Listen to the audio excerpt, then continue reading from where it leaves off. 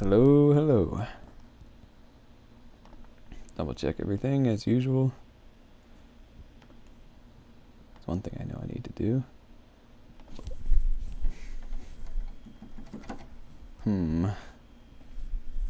Ah, yes. There it is. Plug in the cable.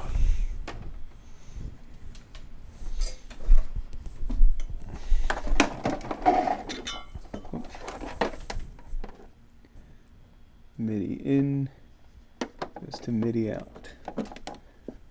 Just double check MIDI out goes to MIDI in. Crazy the world we live in. Just goes to show what I'm saying is what you're hearing, and what you're saying is what I'm hearing.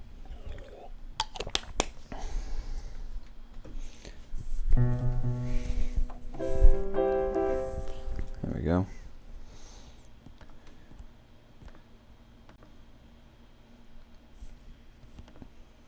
All right, cool.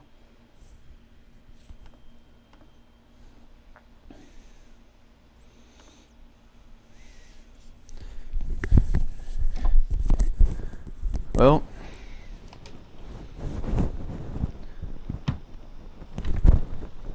y'all ever heard of a lake on an island on a lake on an island on a blah blah blah?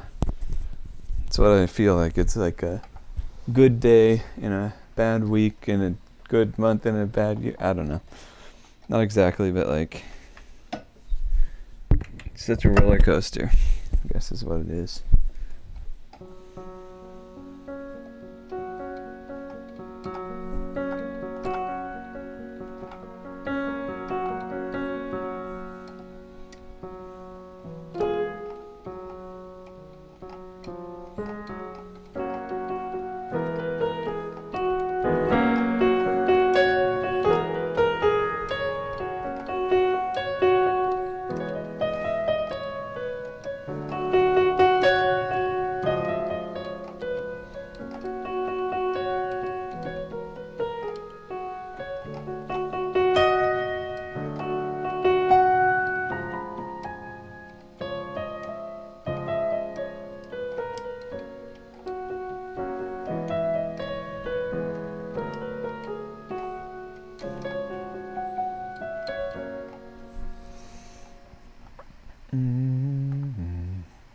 Why is it not, my mouse is connected to the chat yet?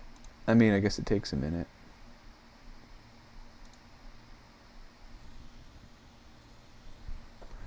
But usually it's connected by now.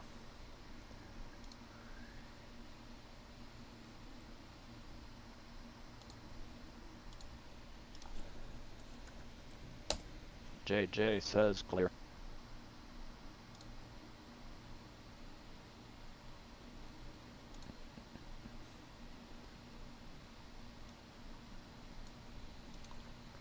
I'll just do a little test here.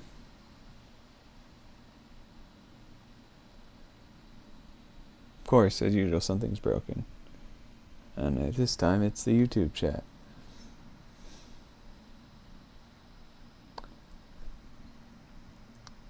You know, maybe I will do a little reset. How would I do that?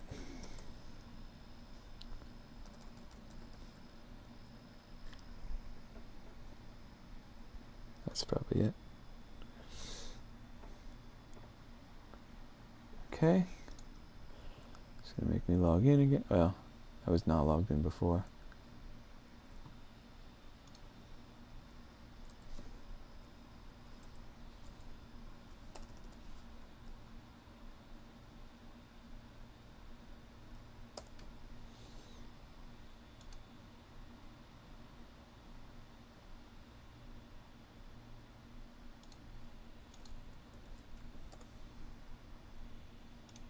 Okay, so that's working. Well, I gotta redo this.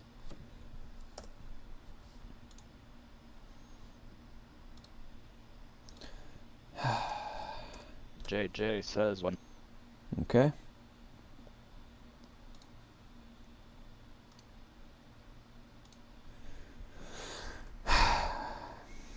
I'll just keep an eye on the YouTube chat. this is what it's going to be like.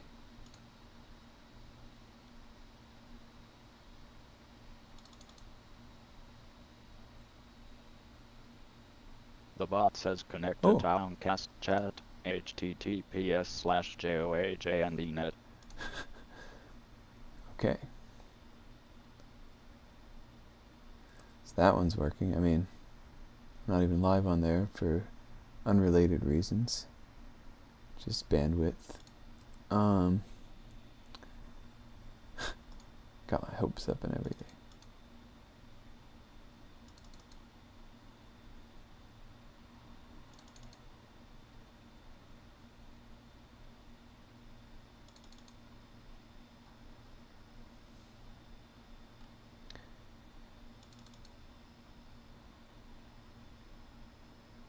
Huh. Failed to find live stream. Is it like private? No, it's not. Well, if you're on YouTube, I'll hopefully see your messages. And I can try and fix this later. But the problem is I gotta fix it while I'm live, so I'll just work on this until someone shows up. So, YouTube chat. Okay, first thing I need to check is if I'm not logged in, can I view the stream? Yes. Next thing I can check, what if I remove it and add it? So this is me. Yep.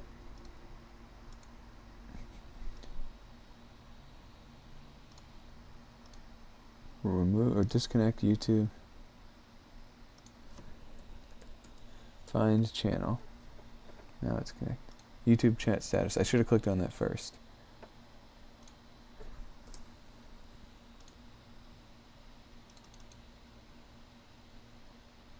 Failed to find live stream. Okay, so it must be something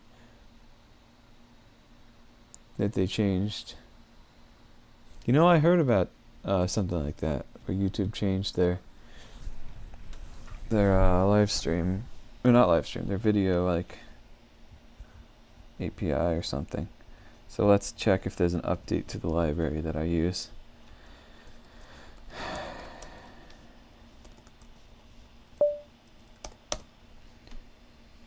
And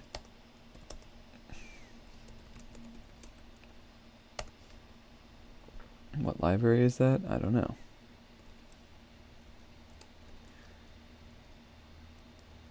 Okay. Master chat. Published 3 months ago. Last published 3 months ago. Okay, so that's not going to help.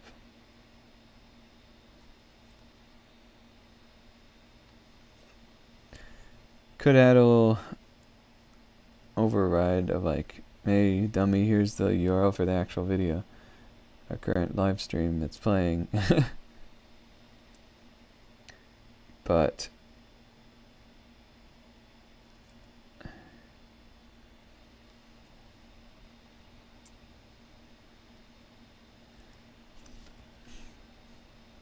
let's see if there's an issue on GitHub.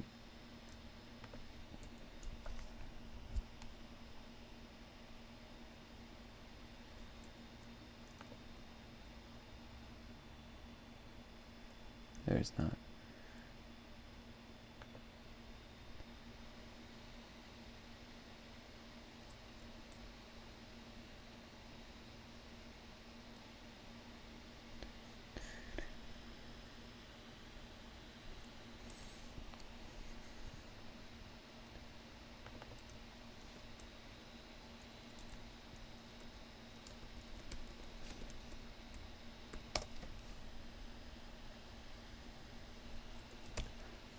Oh, video ID. So the way I get the video ID is different. Get live video ID.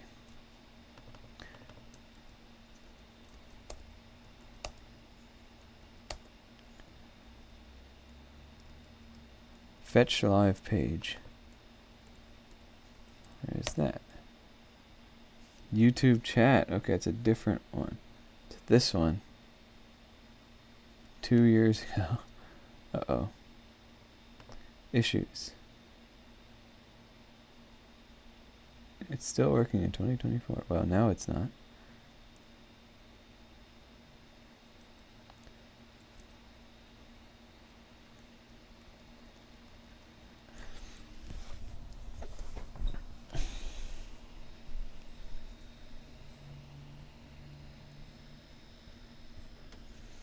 Well, I think they finally just broke it, and I'll have to like figure it out myself rather than some library. It's unfortunate.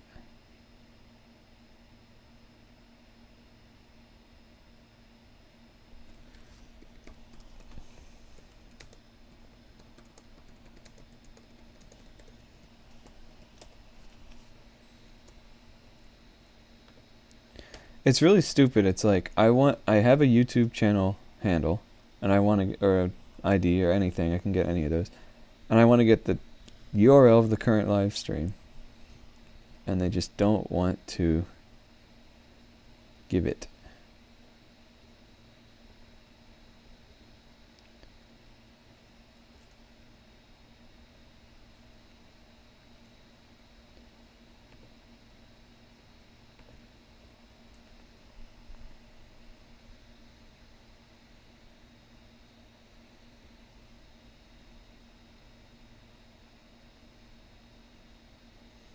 I have the channel ID, it's fine. Now the YouTube API. Although that's rate limited, so.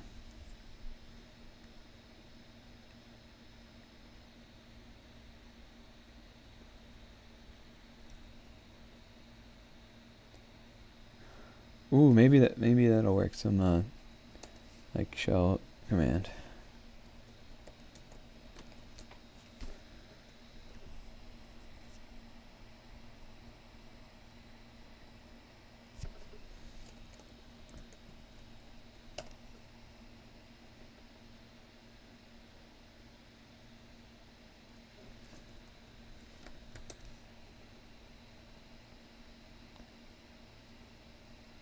List.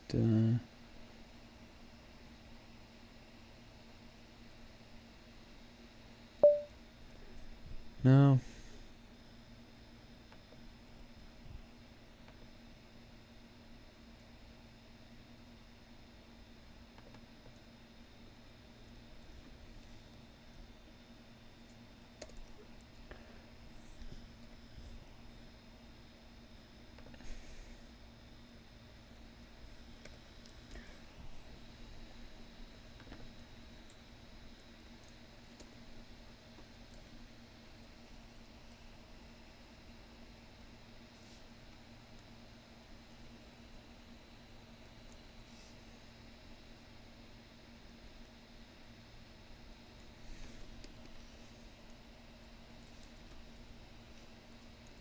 youtube.com/channel/ and the ID.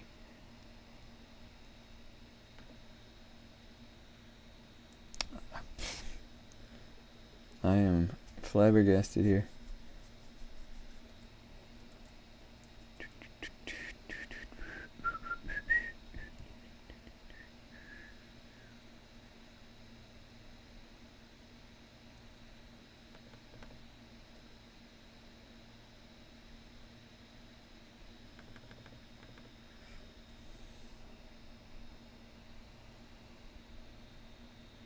Maybe I can get an error message if I try it.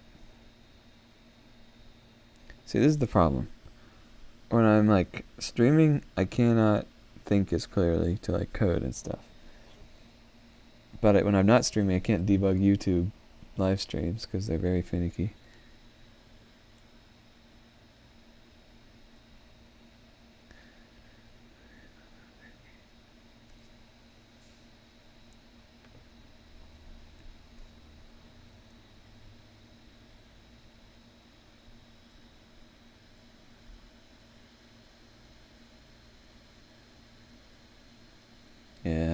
this is all API key requiring stuff, but I can try. I can try to get it on my own. So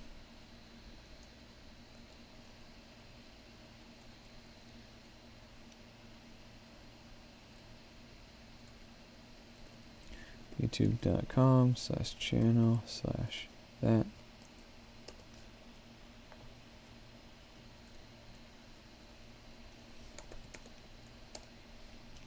Okay.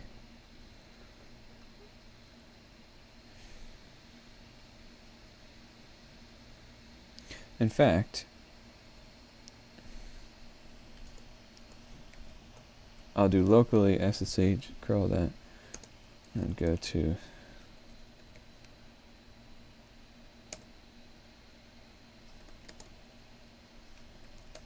there we go.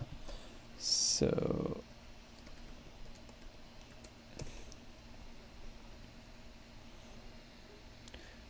and I'll just search in there if I can find copy link.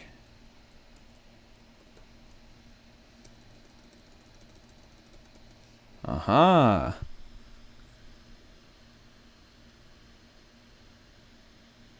So this video ID is in here 15 times, the one for the live video. I've just got to figure out how do I know if it's the live one or not, and then how to extract. Playlist?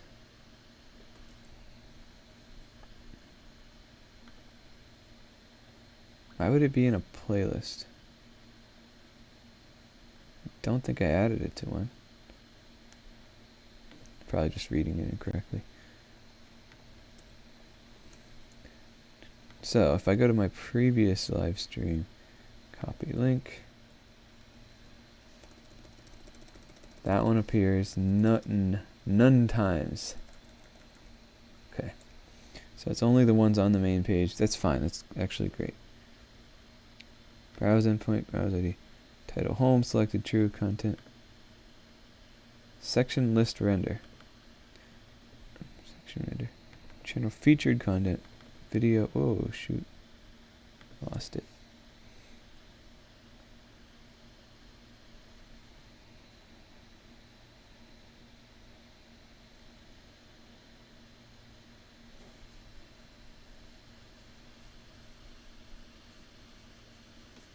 Does it say live anywhere? Here, I can switch to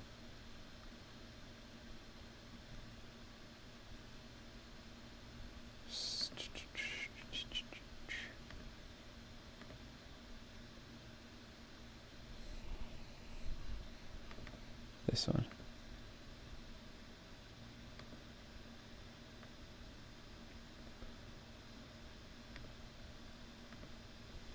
Look at this crap. So here's the video ID. Trying to figure out where the live one is. Oh, playlist create.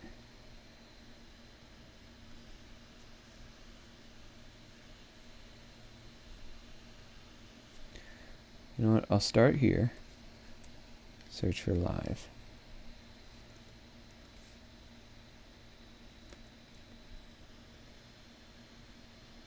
Text live. There we go.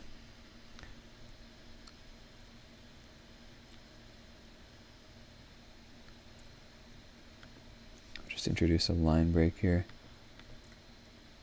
Oh, I can't do that without. There we go.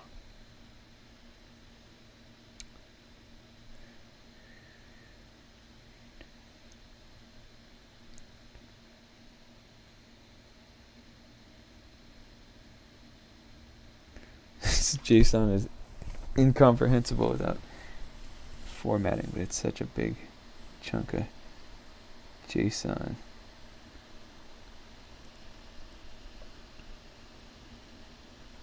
Initial data equals. Alright, here we go.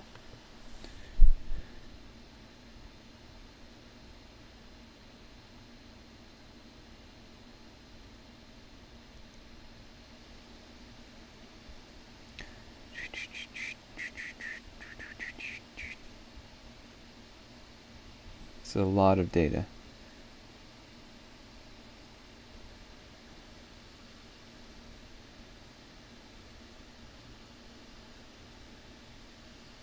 There.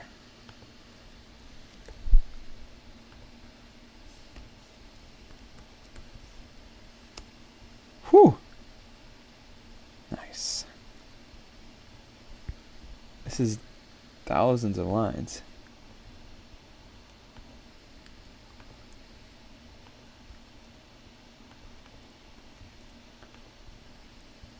All right. That's got multiple thumbnails now, the same.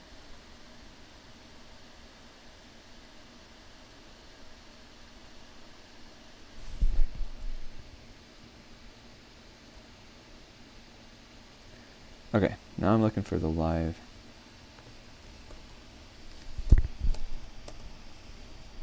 Thumbnail overlays.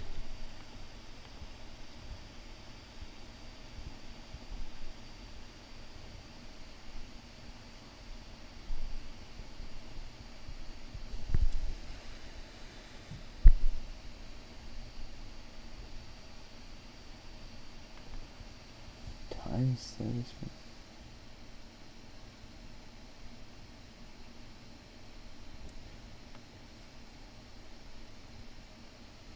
This is on line 417. Okay, so this is inside thumbnail overlays. Whatever that means.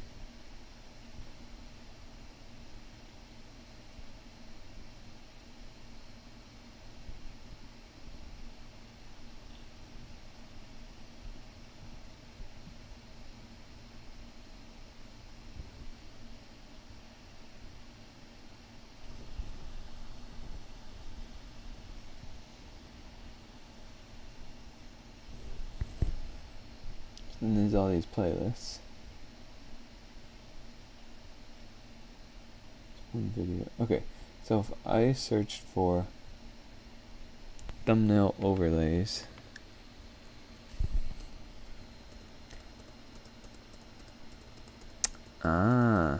this is all the labels of that stuff.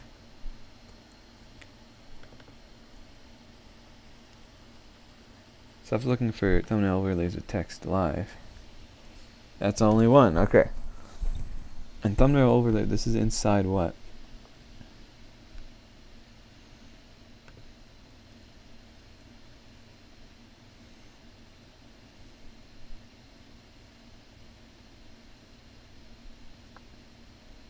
Menu here.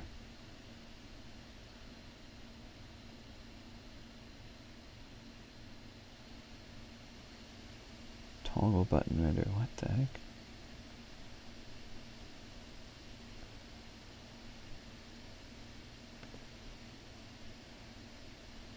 The menu ends there, so I gotta go one layer up. What is all of this inside? Video renderer. Okay. This is getting close, because the video renderer, this has this directly, and then thumbnail overlay.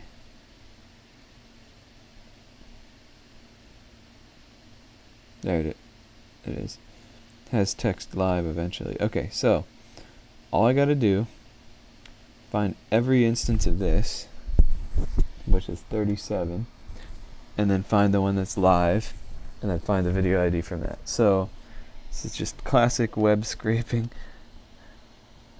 So I think what I'll do is I'll try and find this in this document. I'll see if someone else has done this. So I'm just searching extract, and I'm pasting that YT initial data from HTML. Ah, beautiful soup. Well, I want to do it in JavaScript, just because everything else is written in JavaScript.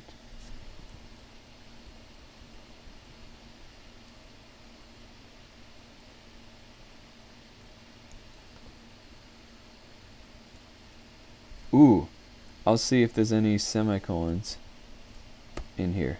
There's only one. So all the text, the kilobytes and kilobytes of text between var initial YT data equals and semicolon. That'll be what I need.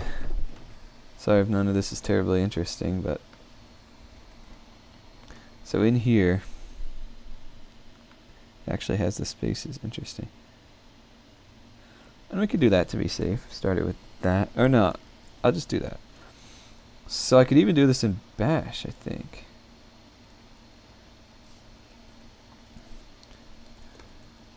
I'll do it here to be...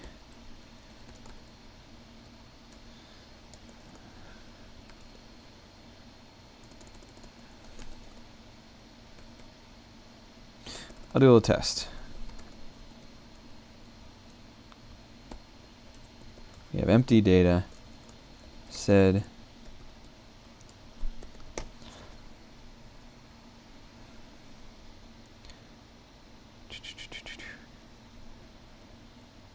equals dot star, that'll be a group, semicolon, backslash 1,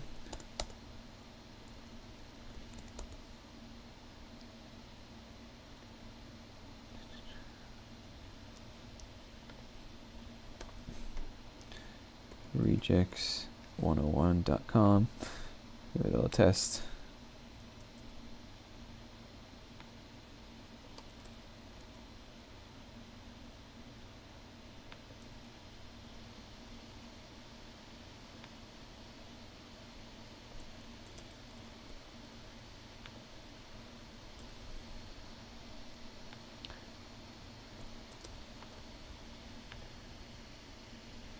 That should work. Okay, we'll just do it in JavaScript then.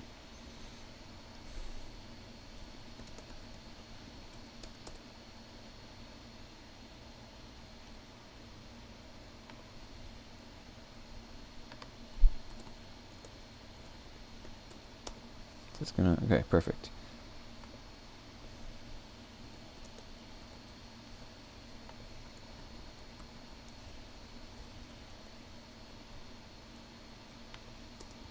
Okay.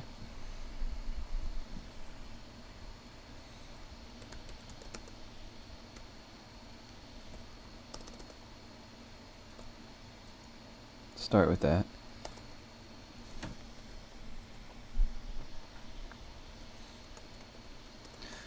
Now rejects in JavaScript.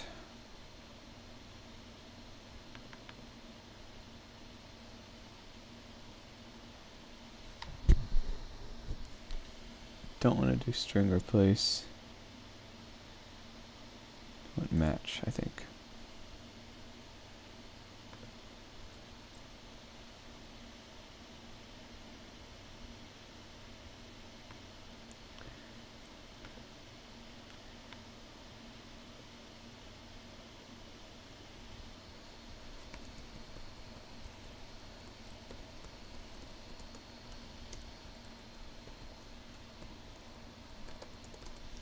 Data dot match rejects, my bad.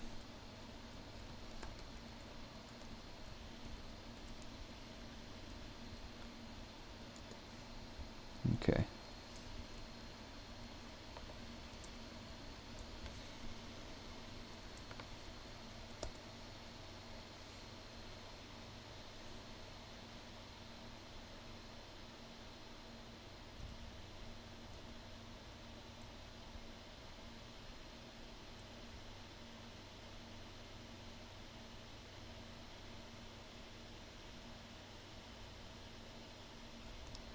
What is /I? For lowercase differences will be ignored. Okay.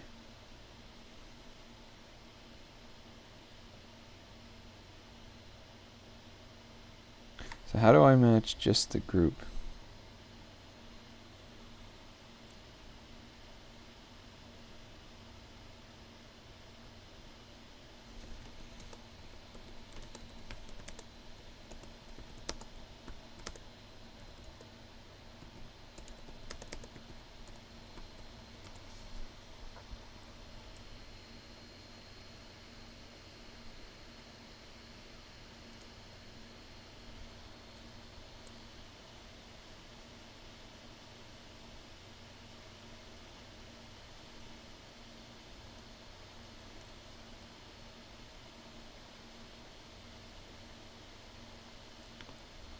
Internally part or regex. Alright.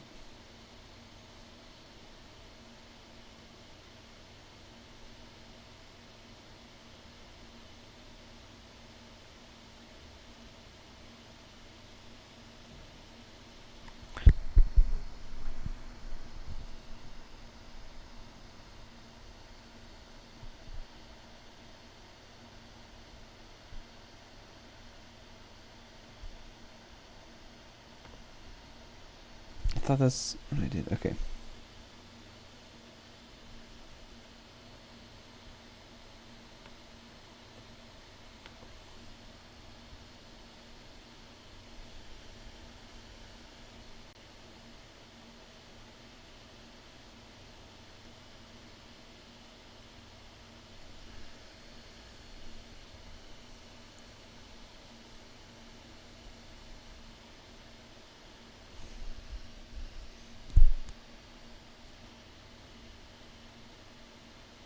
I'm very confused.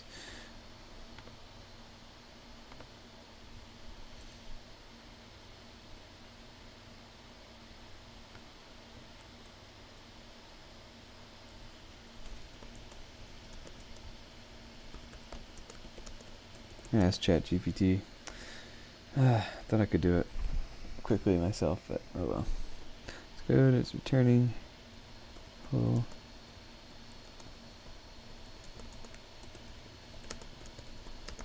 Part in parentheses.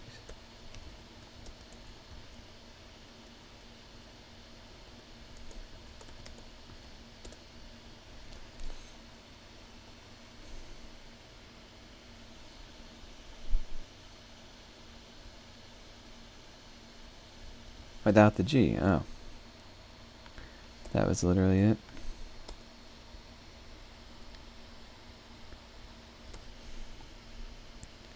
Okay, match 1.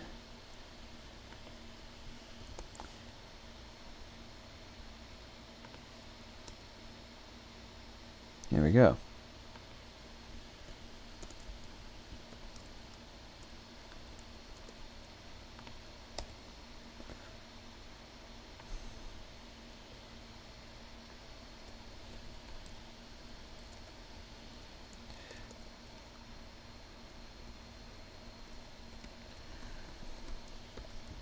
JSON.parse that.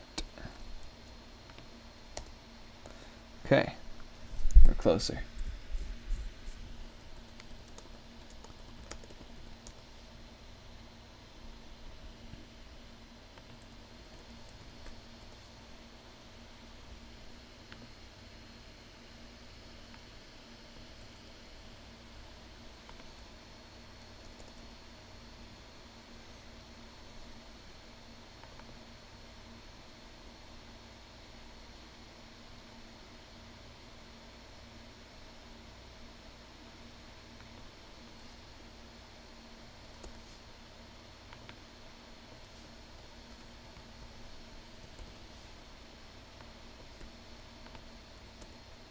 Okay. Data.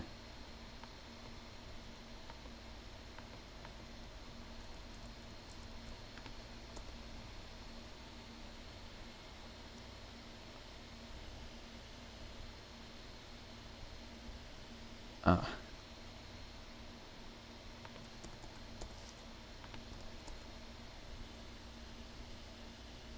It's being greedy. How do we get it to stop at the first? So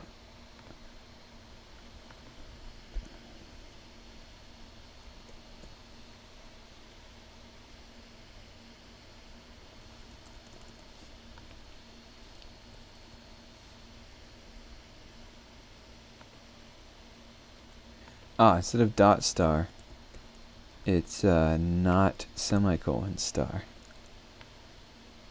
So that match anything that's not a semicolon.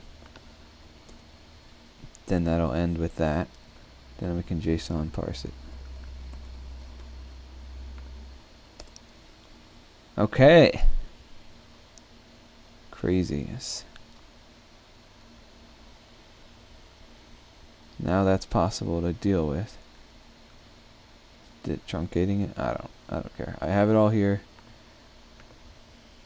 Now I need to find the part with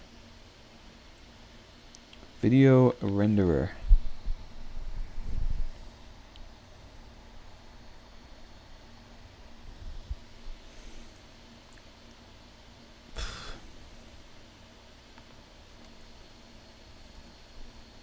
JavaScript, search JSON for key at any depth.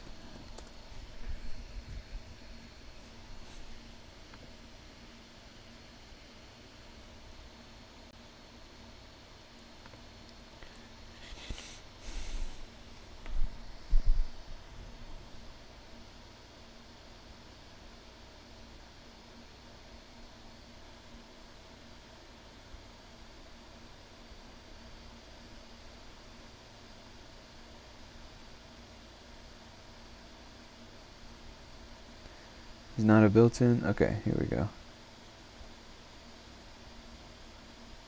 Filter, but that's not. Entries. Reduce.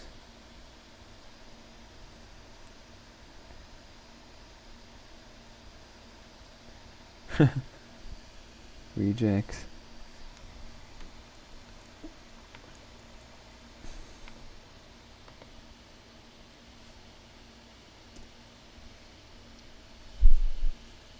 Yeah, I guess you just have to write a function.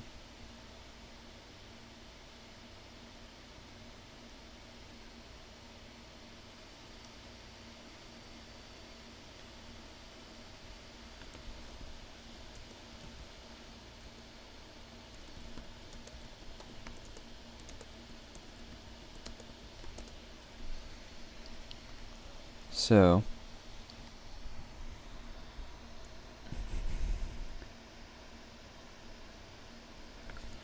let's just give this a try here.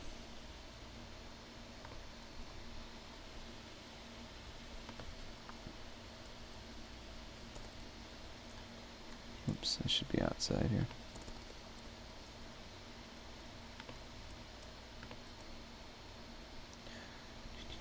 Results, recursive search.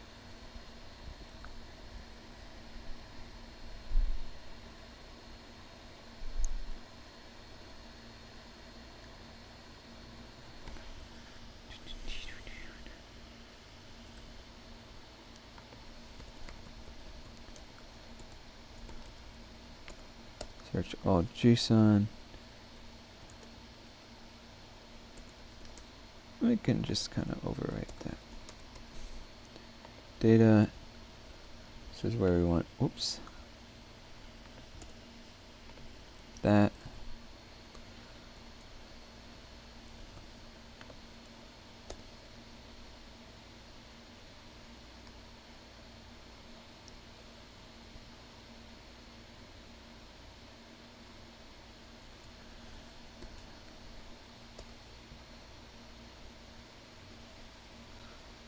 Where am I printing this? Oh, received data. There we go.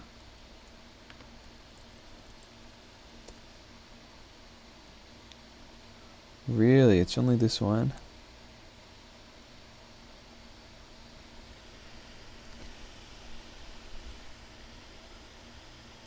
And then I'm looking for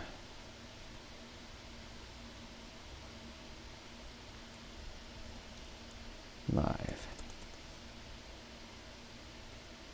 Wait a minute. Ah, these are not in a grid. Okay. So video renderer or grid video renderer.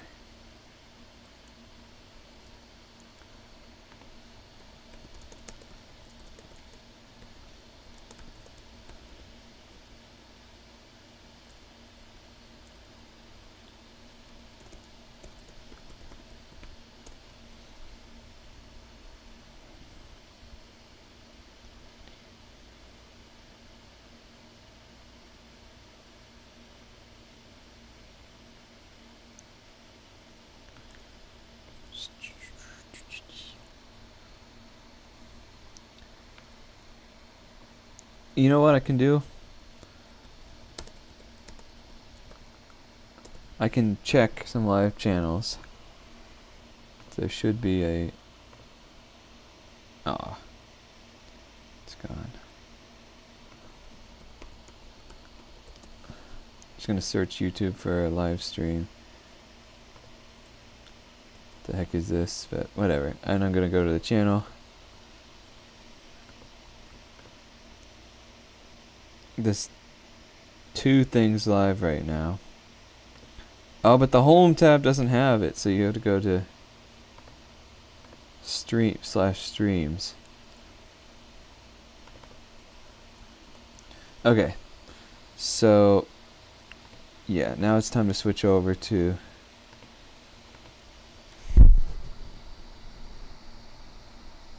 seems to be grid. Oh.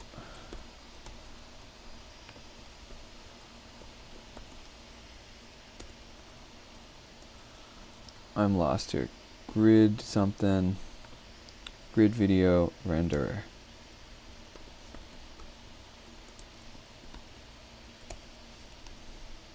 Maybe not.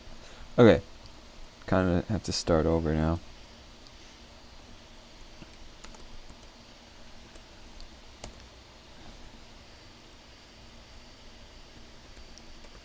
So that's /streams.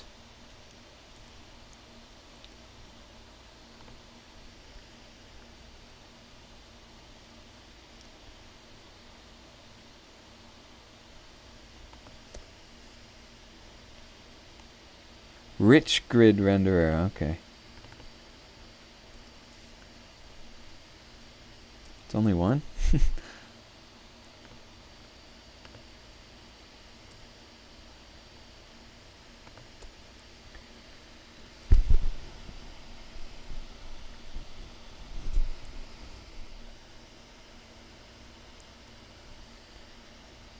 Is icon type live. Okay, so it's the same idea. Let me extract this stuff.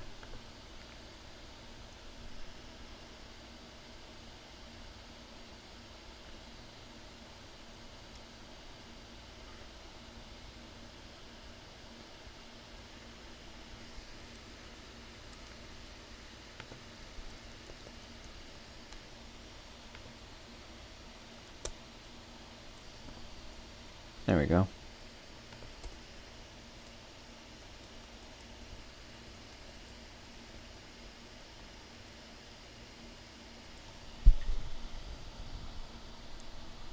Video renderer, okay.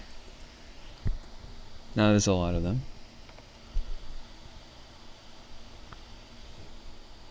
Whereas before there was grid video renderer, which I'm not quite sure. Oh, this, see if this is no results, okay. So this actually simplifies it. So now I'll just run this again.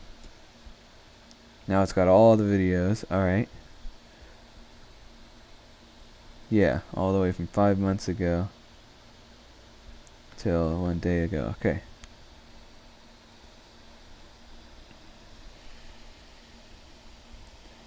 And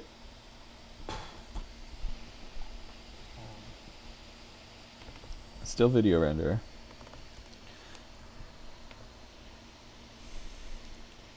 And now we want to check video renderer.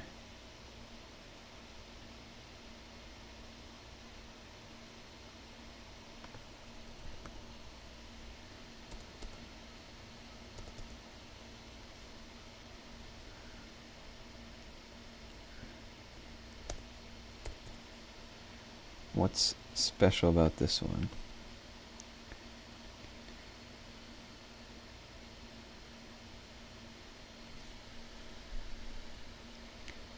What indicates that this is live?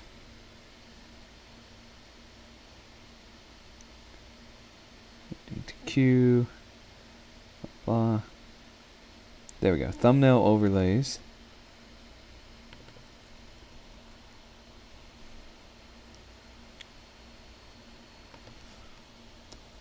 Okay, so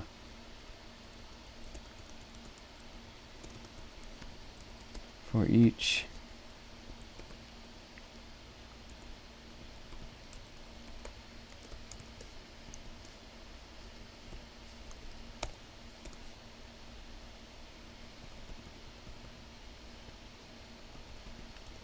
video data dot, oh shoot, video ID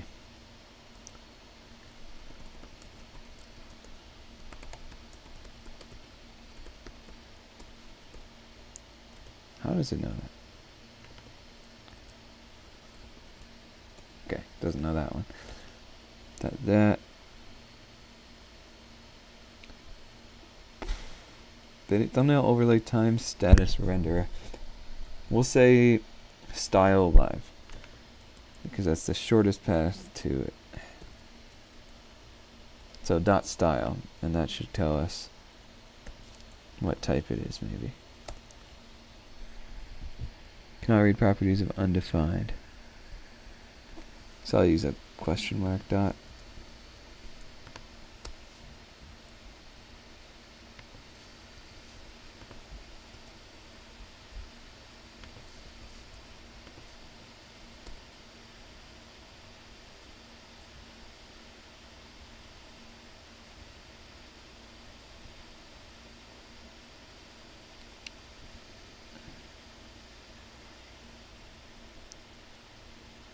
Ah,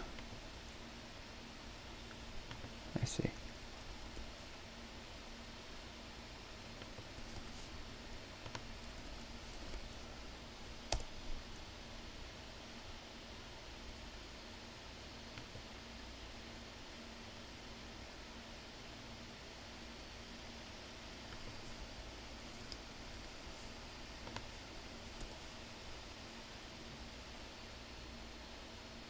Confused here.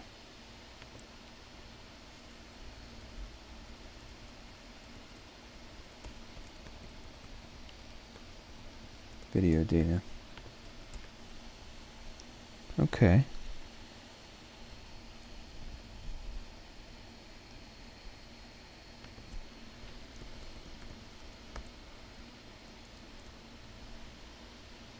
Oh. There we go. There we go.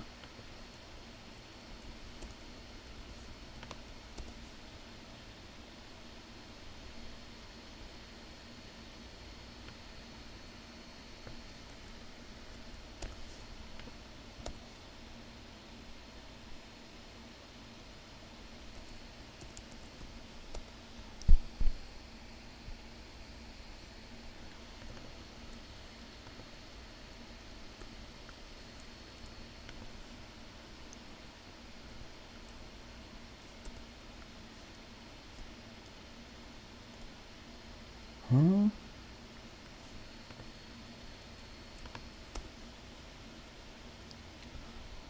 Why is there multiple layers to this? Thumbnail overlays is multiple. Thumbnail overlay time status renderer. Thumbnail overlay toggle button renderer. So I need to search through them.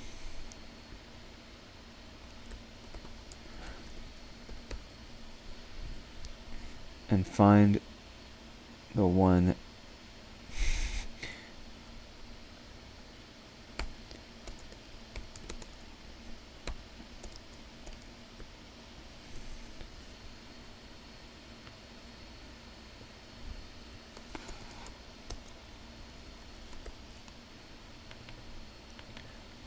why are they organized like this?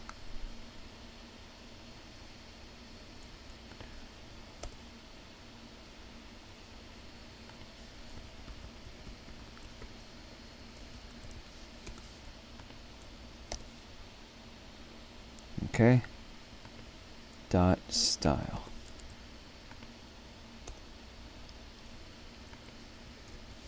Is it question mark dot or dot question mark? Okay, that's fine. Now I don't know why some of these are undefined and why some of them are default. But let's just go with it. We don't care about anything but just this one. Yeah, doing some web scraping for sure. This is intense. Swear we'll go back to the music soon. So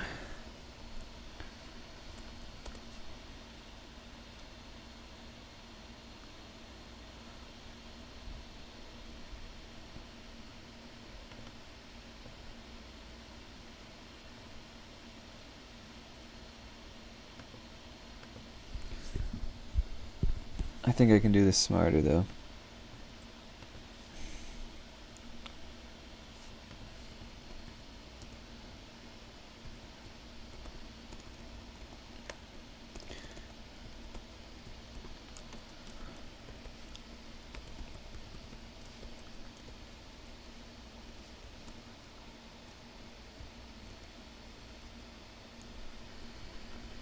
Ah. Okay.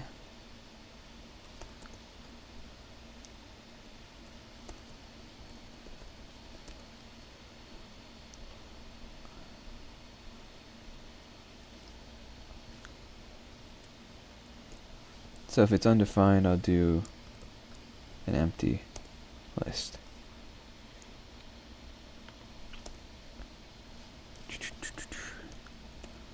This will be video data, thumbnail overlays, or an empty list. Dot filter.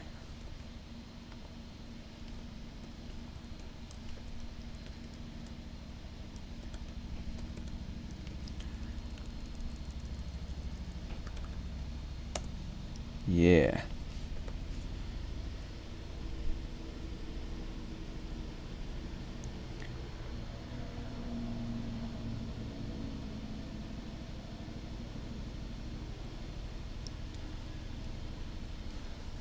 And the filter will be, does it have this? I think that's it.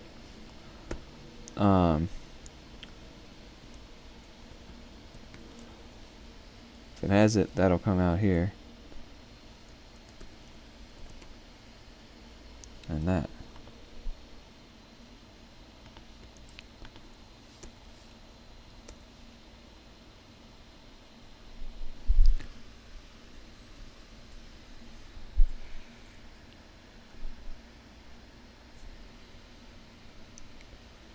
Dot filter. So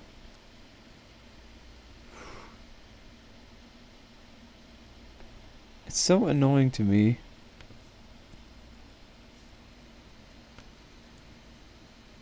Why they're doing it this way.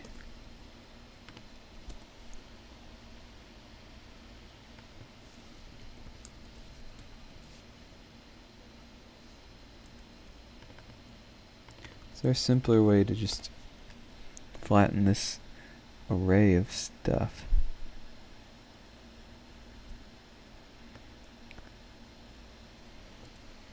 So like,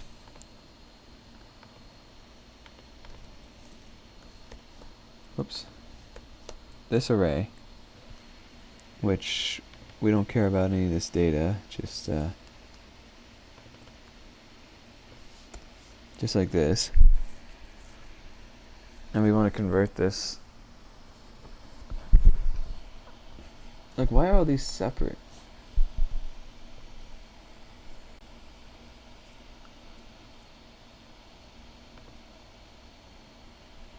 Why is this a list?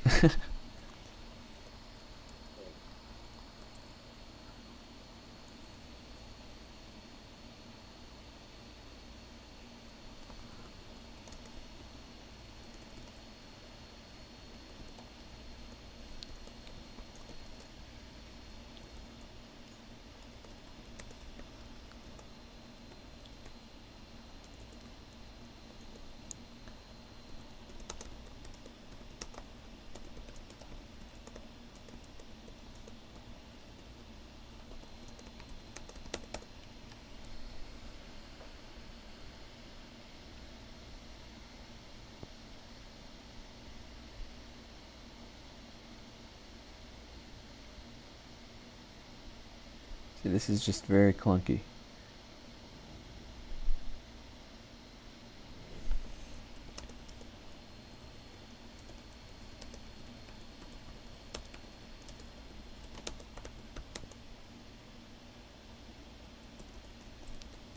combining the elements of the array into a single dict.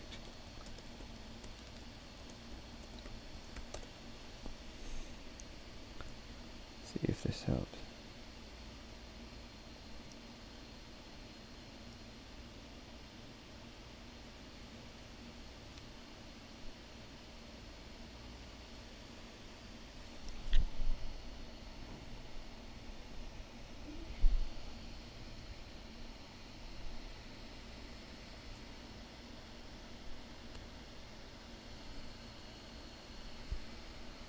Array.reduce.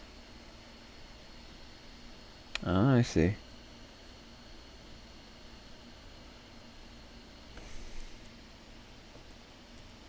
Okay, so back to here.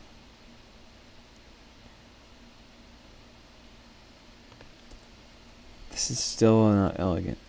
Can I just assume that it's the first item? Okay, here's what I'll do. Is live false? For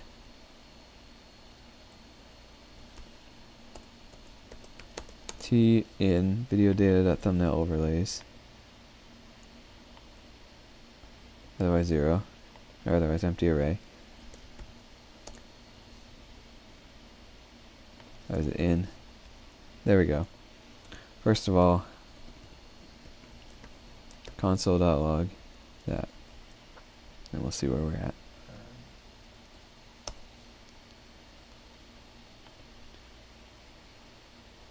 Huh? Forgot how to do a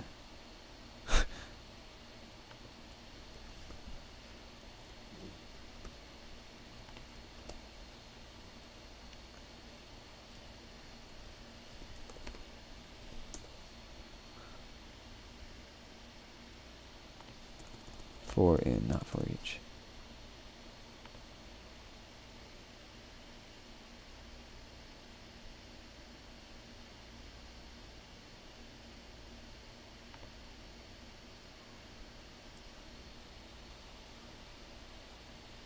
For constant T in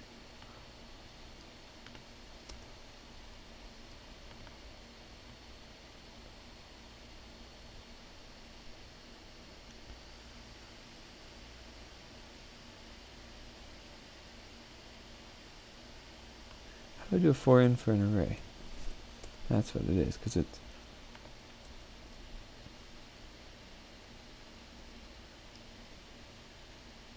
let x. That's the same thing.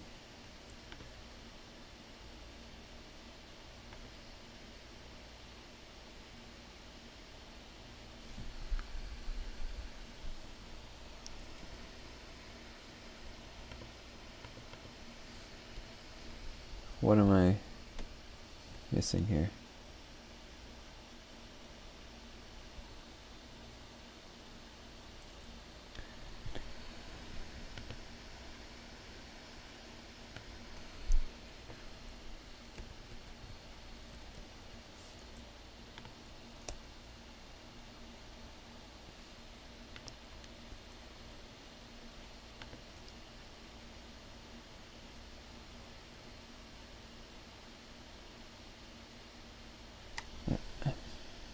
Okay, it gives you the index. Whatever. I was not reading the example right. That's fine, I guess. Yeah, okay. That. So, that dot style.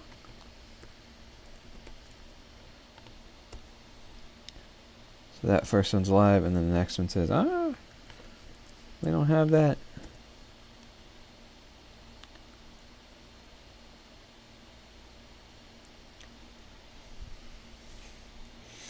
And, of course, if any of this crashes, I'll just assume it's not live. So then if this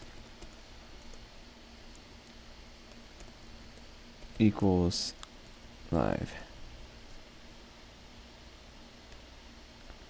Now we have a problem.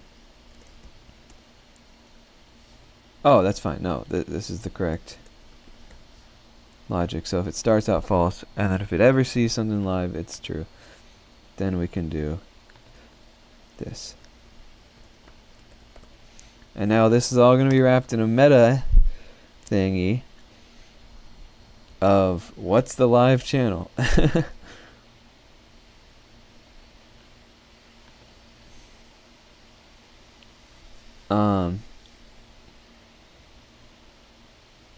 So if that's true, if it is live, then we can actually just return the video ID. I'm just wondering, there could be multiple live channels. So before I do that, I'll try it on a channel with multiple. Alright, so I found this channel here.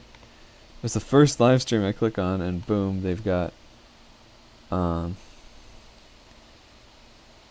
thingy already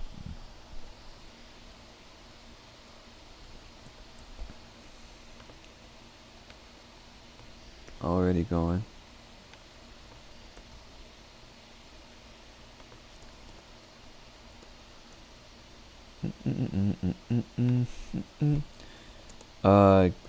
Get text from URL.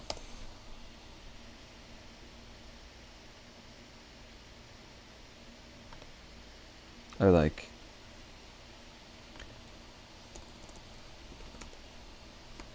well, it's fetch, right?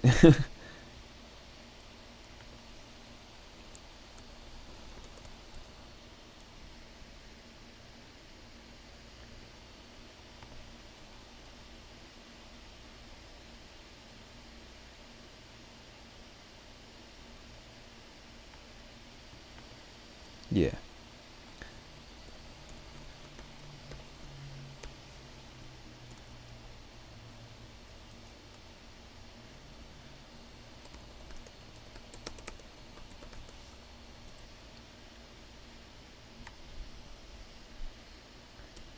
Data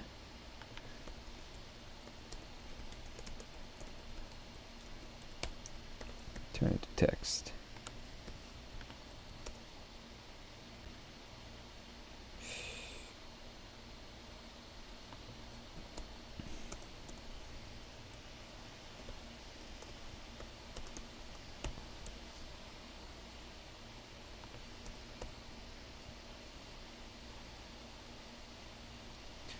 This function, put it in parentheses, and then call it. Async. What is the syntax? Come on. Data.match is not a function.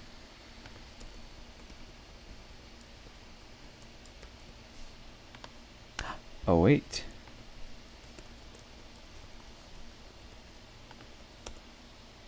There we go. So now they've got 2 live streams up.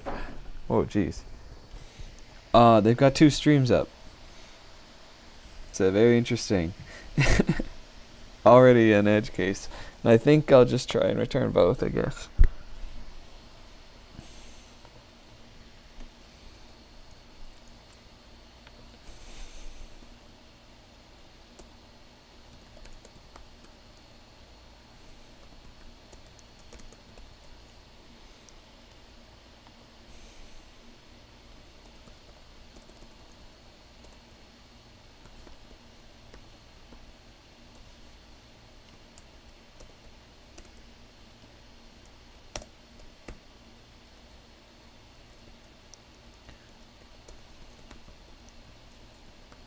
Live vids.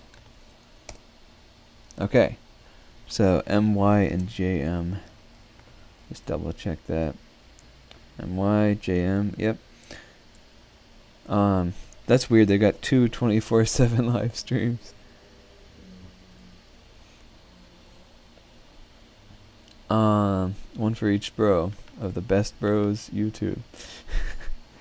Well, they're the best for this test.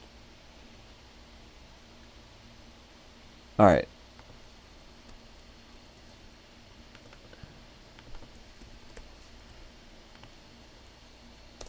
Try it on my channel. PTZ. Yep. So, okay.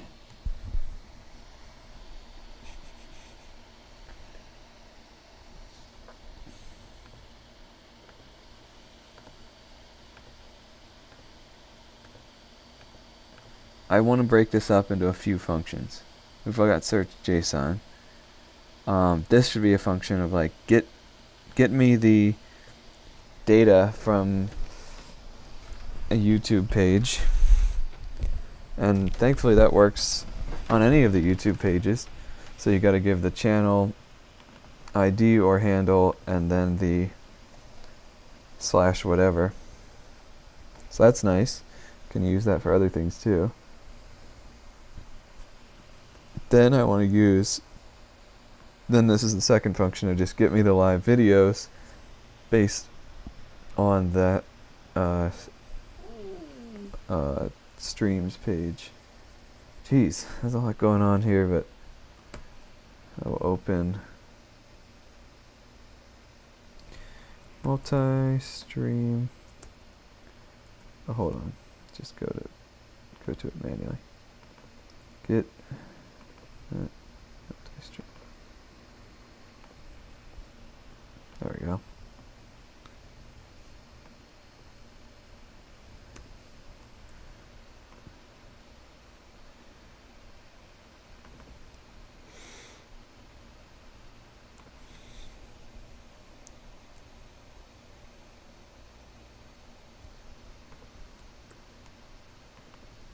Fetch live page.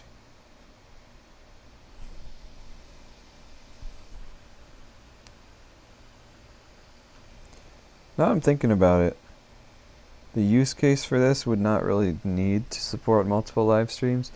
If you've got 2 live streams, you wouldn't want the chat combined, would you?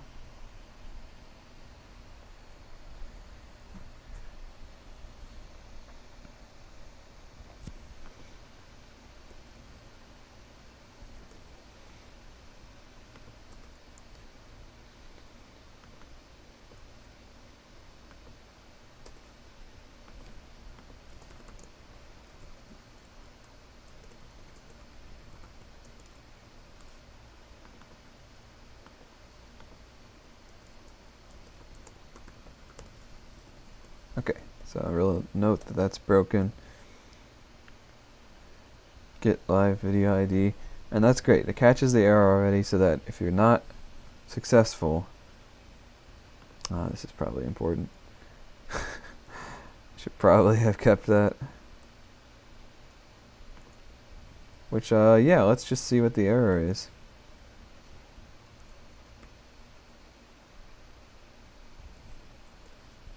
Is this right?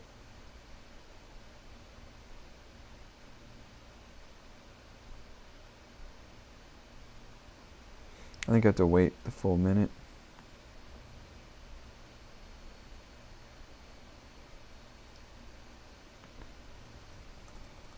Yeah, just fix that. Why did it do that? Alright, here we go. Okay. Address already in use.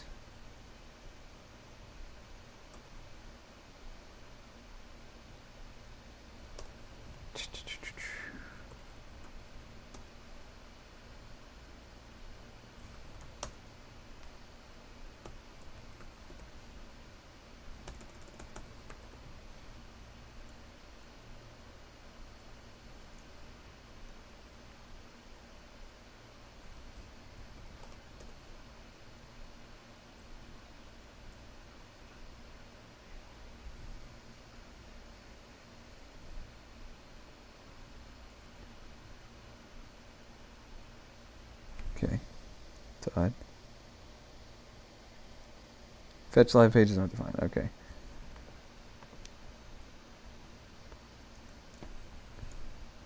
It's somehow still running. Kill all npm.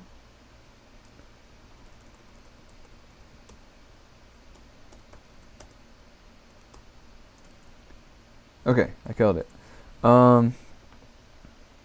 Yeah, I gotta re-enable that.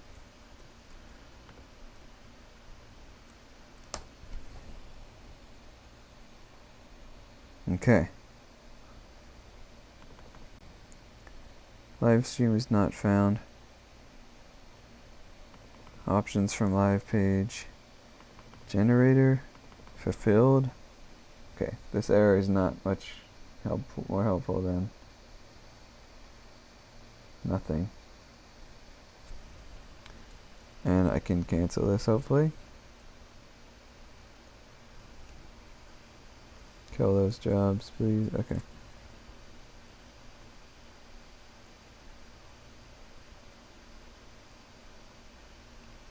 Alright.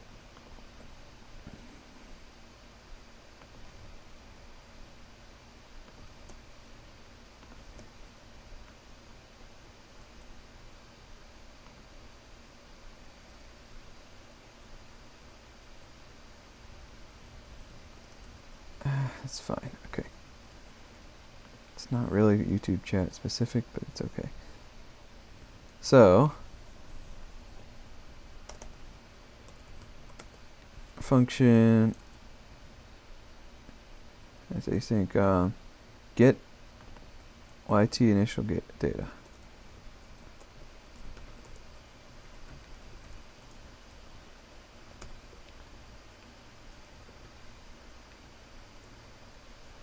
YouTube ID. Which I actually have not tried it with the YouTube ID. I should probably do that real quick.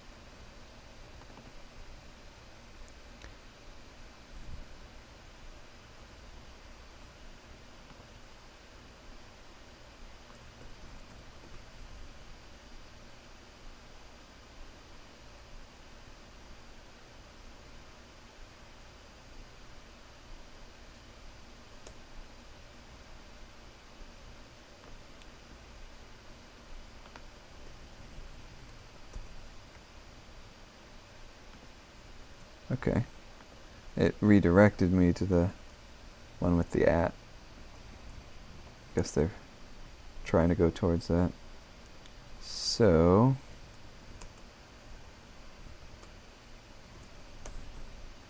still finds it. Perfect.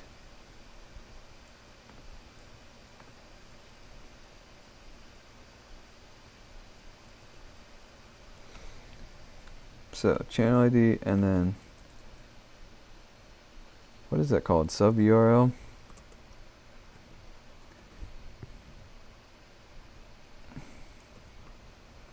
I don't know.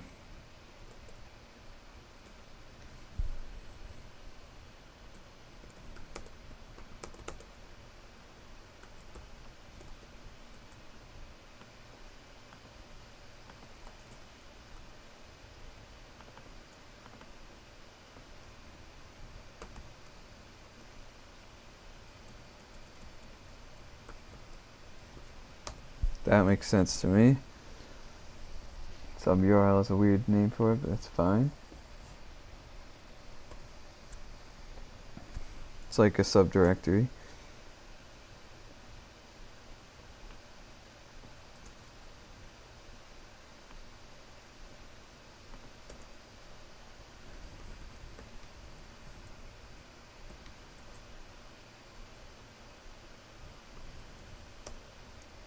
Haha, look at that. Auto parentheses on the 08.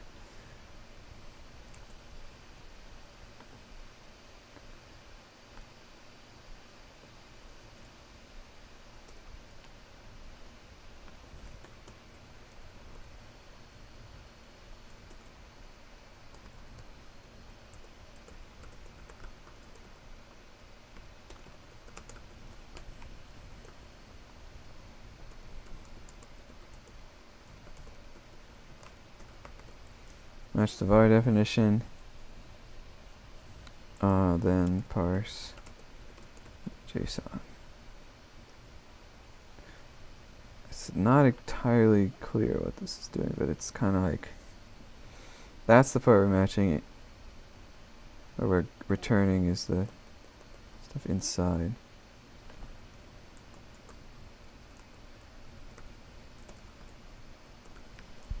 Sure.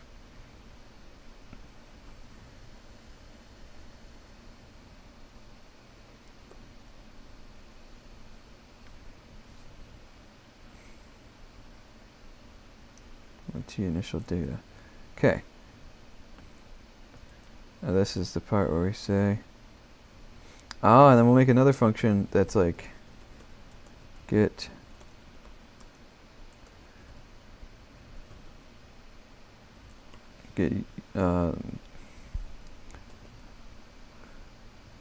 live videos IDs.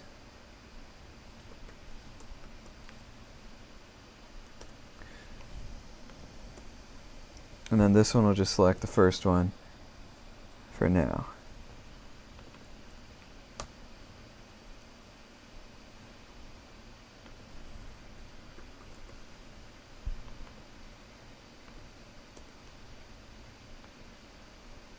What is this?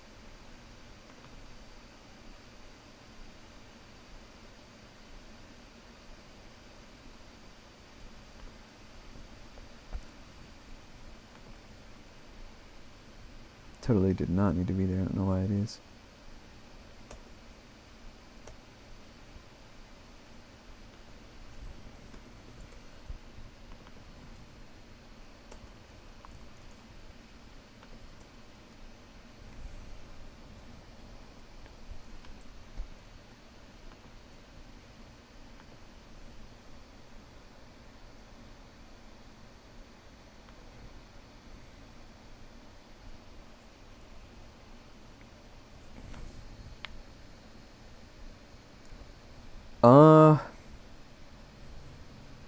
Okay.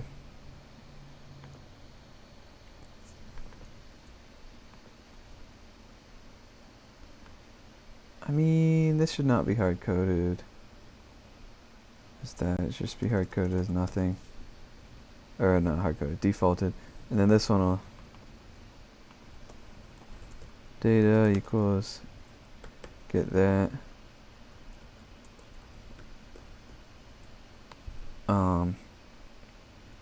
YouTube ID streams.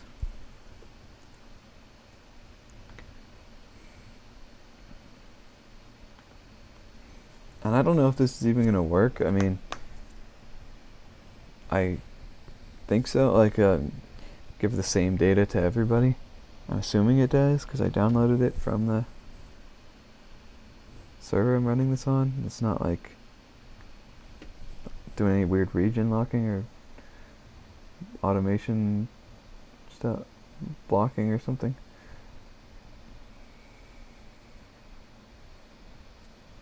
YouTube live video IDs. Okay, data. Await that. So this is getting the entire page, cutting out just the YouTube initial data. Then we're making this list.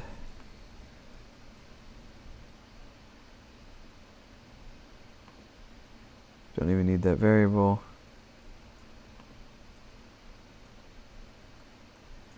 That's all good. I mean, this is a little bit annoying, but it's I think the most readable way of doing this weird thing. Search all of JSON for these tags. So every video little panel, we're gonna grab this thumbnail overlays, loop through it, looking for style equals live. I could just like stringify and search. Well, no, because that would give false positive. Yeah, and then if it is, then it's that, and then we return it.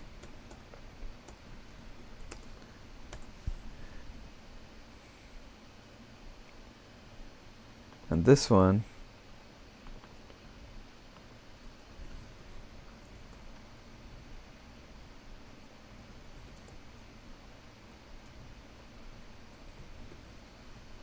just takes that,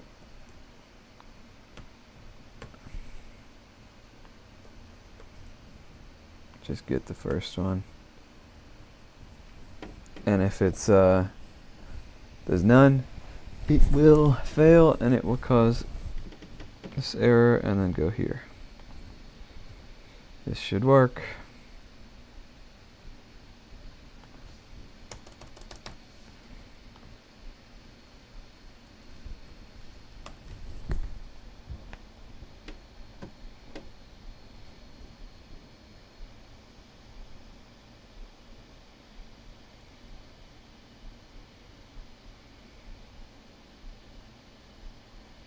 Undefined.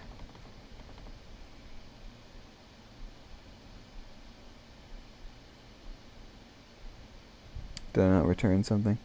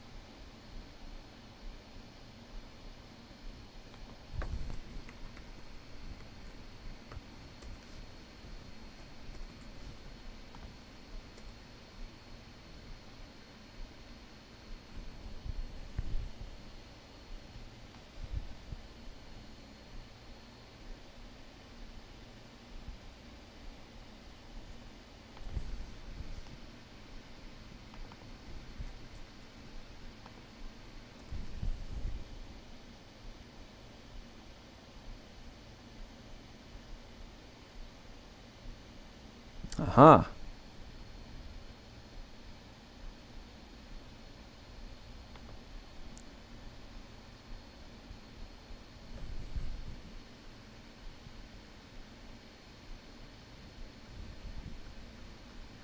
That's because I have it on a channel or a thing that was previously a 24/7 live stream, but they've shut down.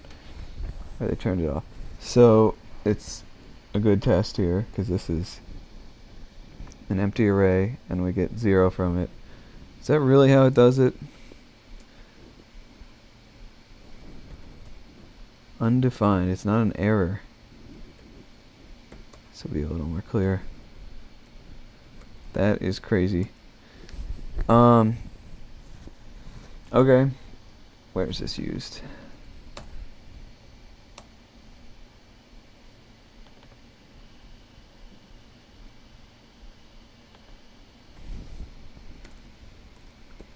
There we go, that's fine. Just have to make sure to change the other one.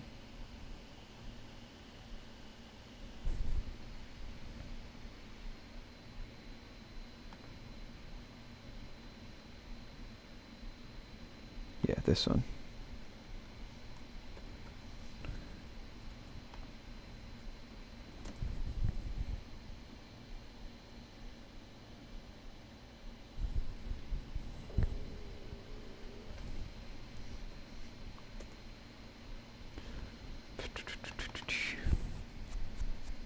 Okay, so failed to find live stream. It's all good there. I don't know why it's like making me kill it every time. That's not needed. I mean, it's gonna be very verbose if I keep that in.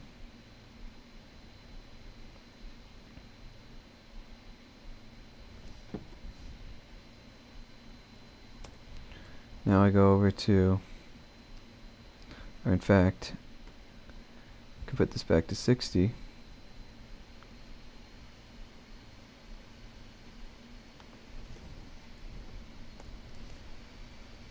And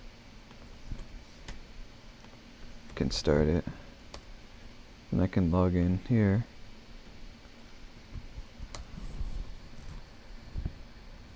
Set my real channel instead of this one. Which actually, yeah, I could have tested this offline. It's one of these 24/7 streams. Which, hey, I'll just try one of those right now.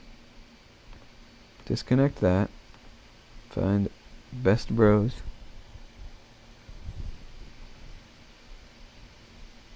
So this is,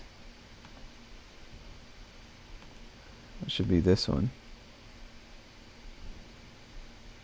Is anyone typing in chat here? Subscribers only mode.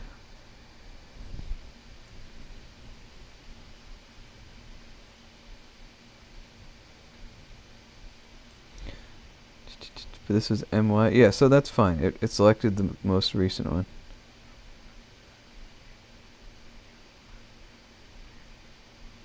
Now I'll just put in my real one.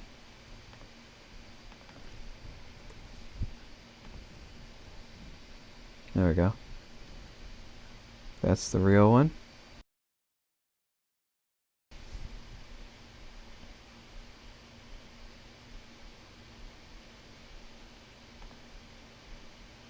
Now do a little test.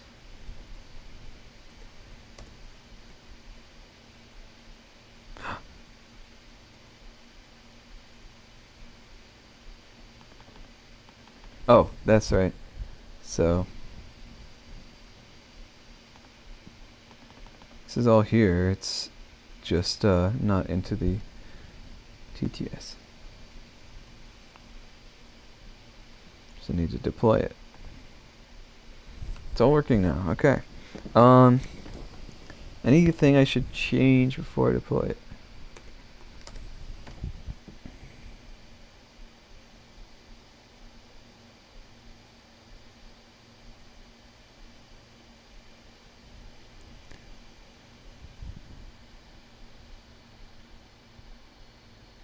Search all JSON.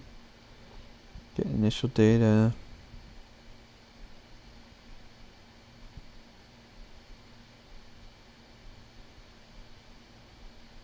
This is fine. I mean, I could rename some stuff, but it's fine.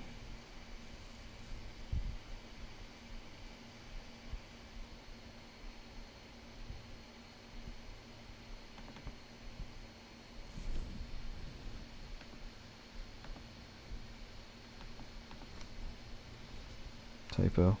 Accidental paste.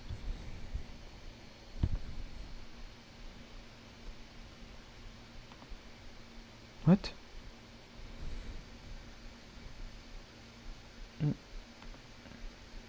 Just gonna hide this to check what all these weird things are. Oh, that's fine.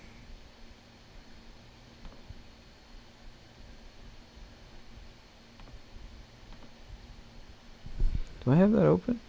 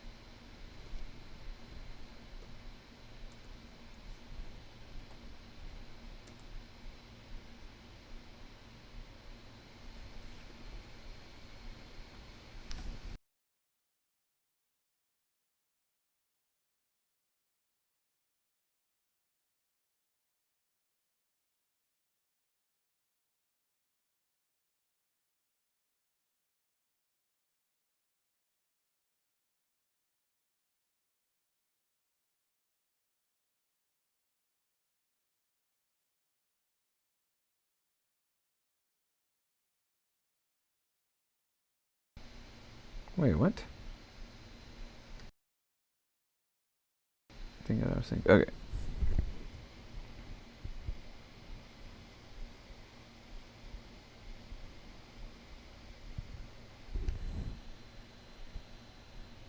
guess I can probably, I'm not going to risk growing it. Alright, so this is done. Just build it, push it.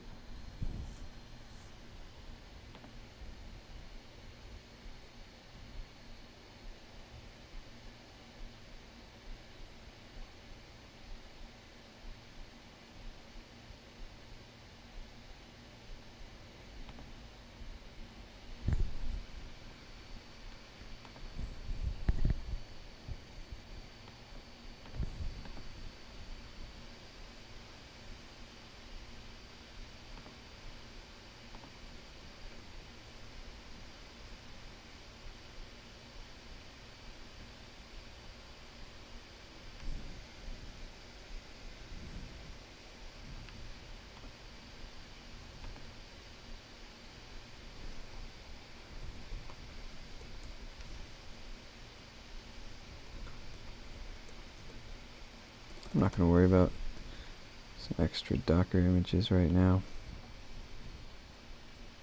Good, that's shut down.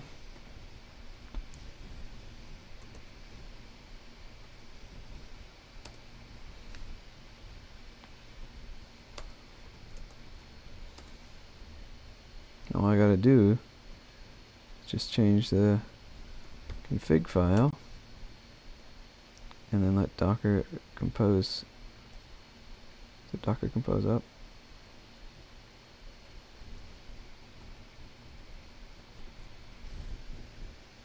Docker compose up -d. And it's pulling the new one. I could show this.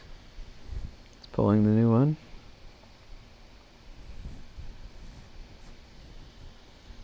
And then after that, it'll replace the old one.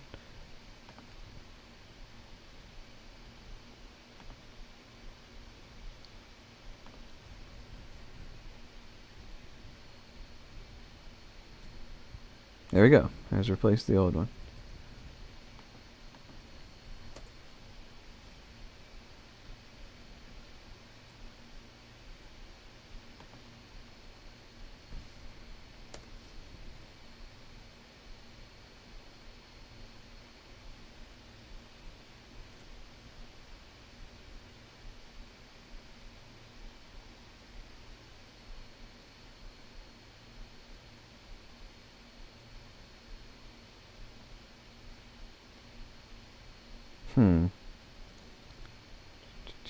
Guess I gotta log in.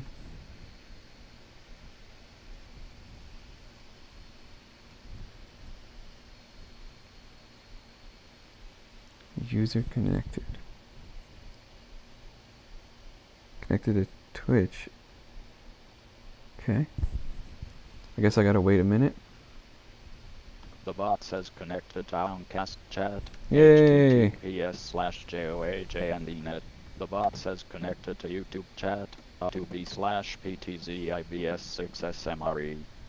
We are so back. Let's double check. JJ says the bot says greetings JJ. And here's on YouTube. No. Johan Van there we go. Riff says B. Just takes a lot longer. All right. It only took an hour and a half. And I essentially rewrote one part of a library that I use. So I no longer need that library.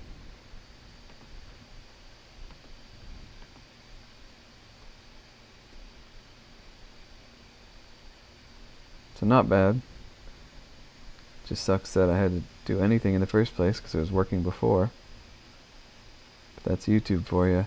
Their API is always changing. Or it's not even that. Their API is not changing. The official one. But if you use the official one, you run out of, you got to pay for it. You run out of free credits really quick. So, I don't know. The Twitch APIs are much more usable. You don't have to just pay. And also this basic functionality of what is the live stream URL? This is not just a developer problem. anyone who's watched YouTube, it's always like it's a little bit more friction to get to the stream than on Twitch. JJ says clear. Mm-mm-mm-mm-mm.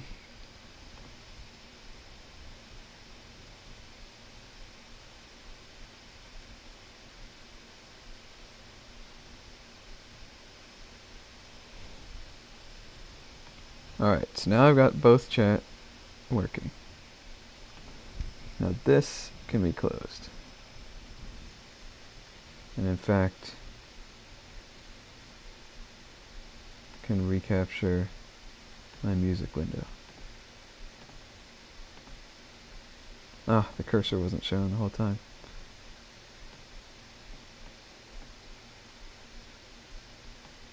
Oh well. No one's watching too closely, probably. If at all. Boo-hoo. Alright.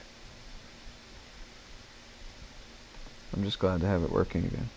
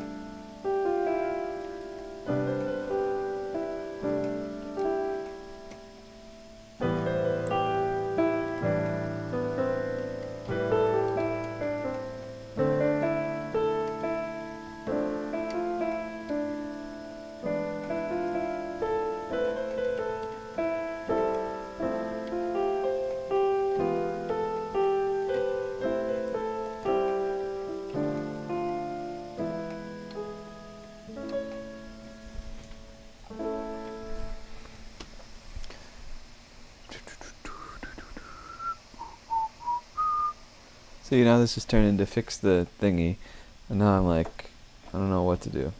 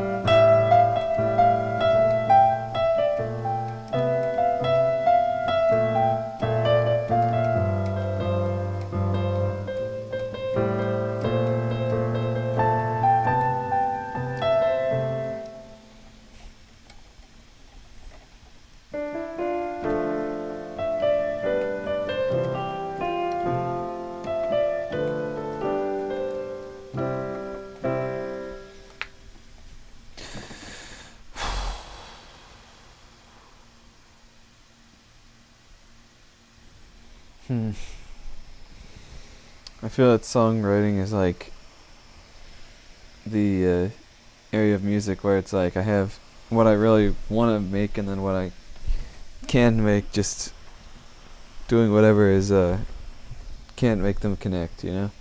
Like with instrumental stuff it's fine. It's like I can kind of get where I want to go. Mouse chat. Can kind of get something approximately what I had in my head. Or at least something that sounds good, just messing around, even if I had no idea. But then with songwriting, it's like, I really, I guess I have like a idea of what I want, but not concrete enough to like make it. And I always like write down lyrics, and then I look at them later, and I'm like, this is a bunch of little things that don't connect to each other very well.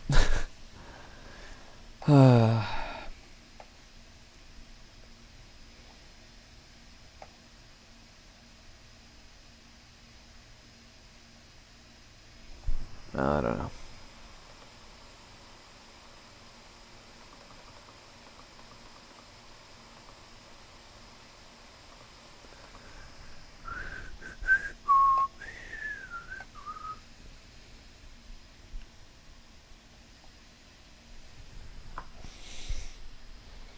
Is this too low? I don't know. I can just do that.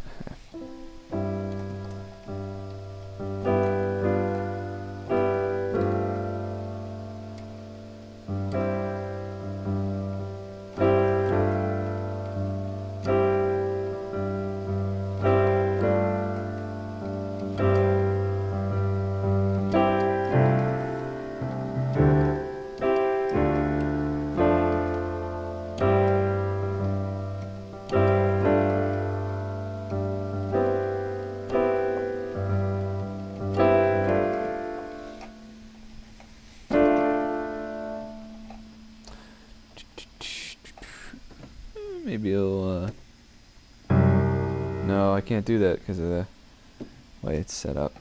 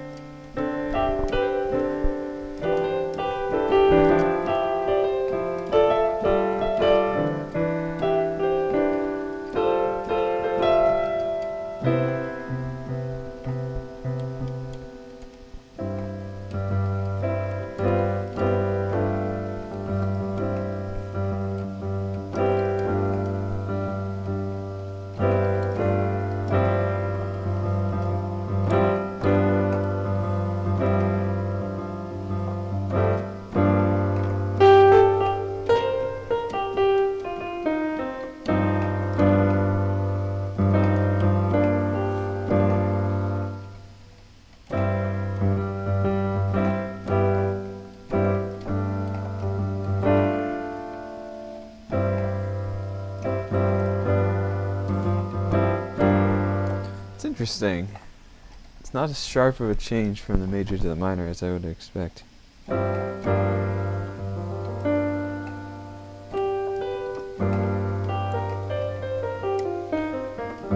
It's like a C7 feeling. Oh, it's a minor.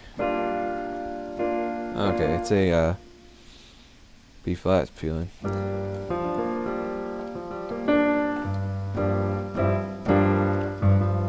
I like that. That's a G7. That's a B7. B flat 7. And then or B flat 7 over G. Not 7. Sixth. That is some weird music theory. You change one note, everything's different.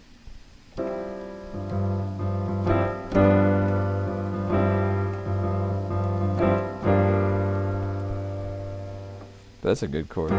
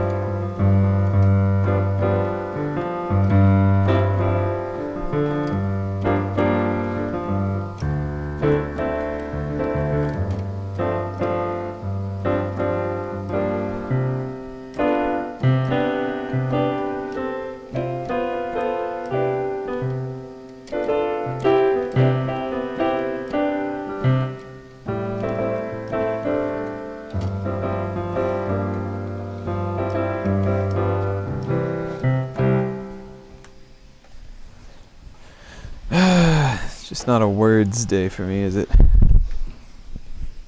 I'll just pull up the document.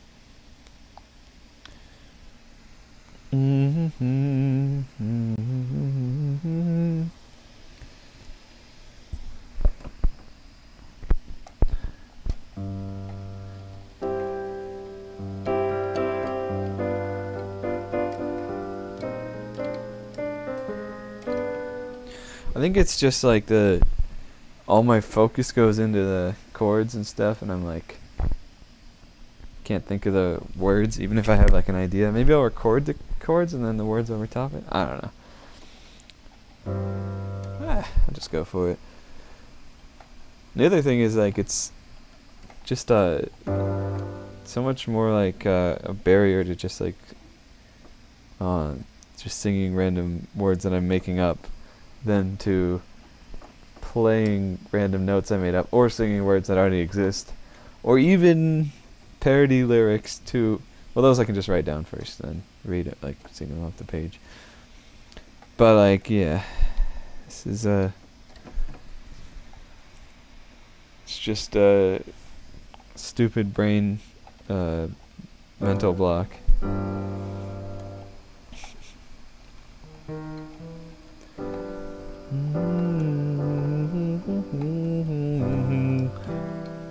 That's what I could do, is like hum the melody and then come up with words for it, because that's a lot of time, like if I have a gap in the lyrics, I'll just hum it to have something, that some melody.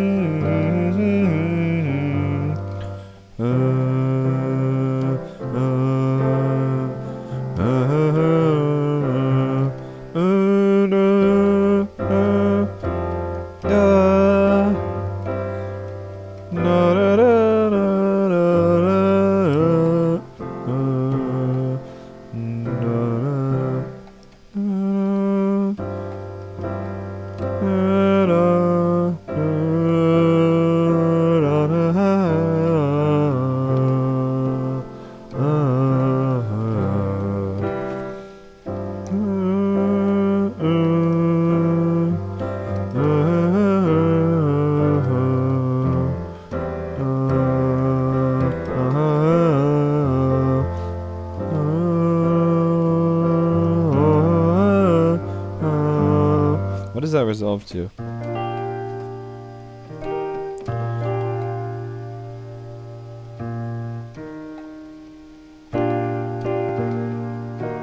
No.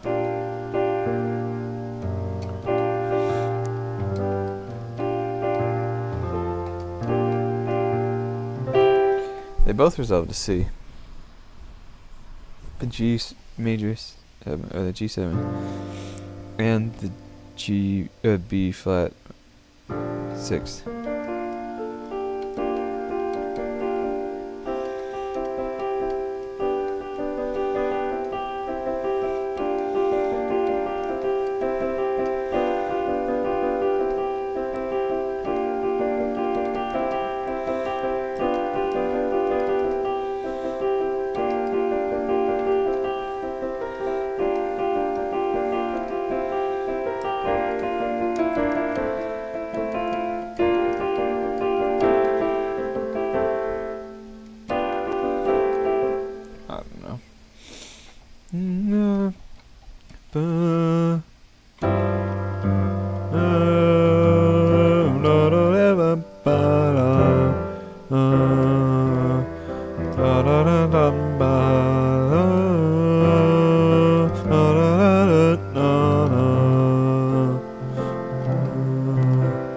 Wait, I went to F though.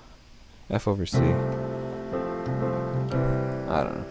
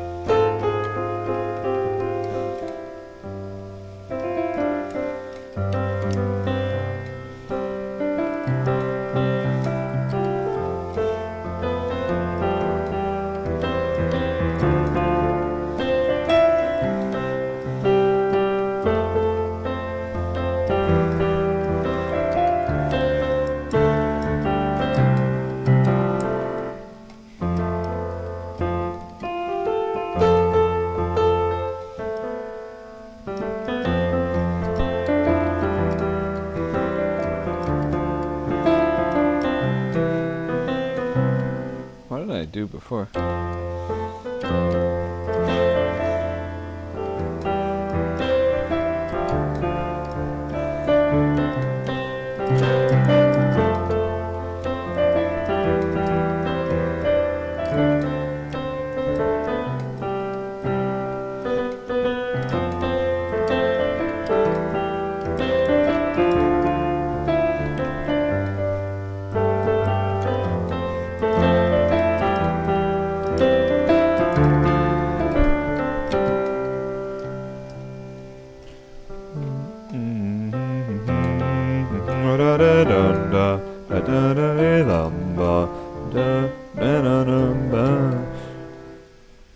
don't know.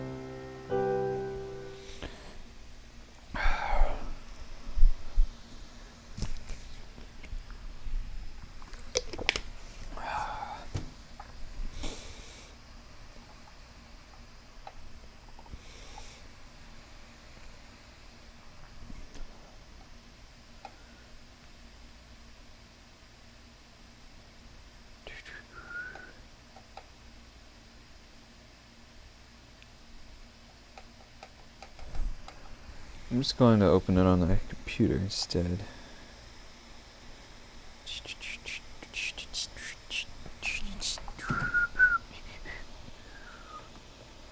And easier. I thought of one line, of course, just one, and then it doesn't relate to any of the other ones very well. But it's like, everything I have to say I don't want you to hear. Or I could shorten it to something like, so much to say, or so much I need to say, or need to say so much, want to say not, or something like that. Want to not say. You, when, me, when.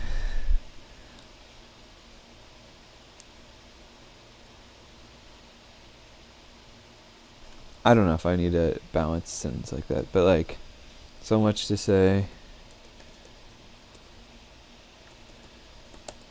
Why is it correcting say to stay? Stupid text editor. I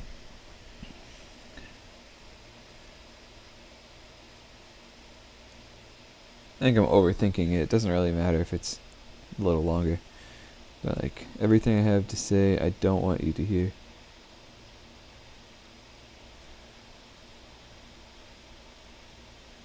Maybe I need to say everything I need to say. Sure. Same idea.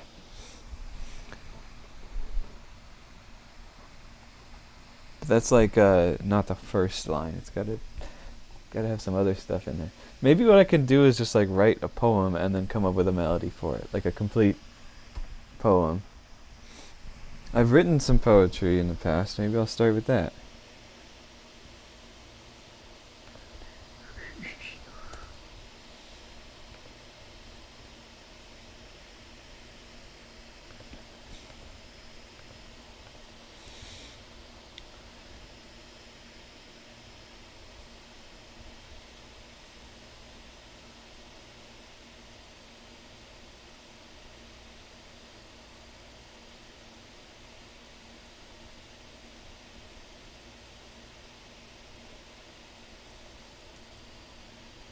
But it's like more poetry wise than like the kind of song I want to write. See, that's the problem, is like I've got a very set idea of like what kind of song I want to write. That's like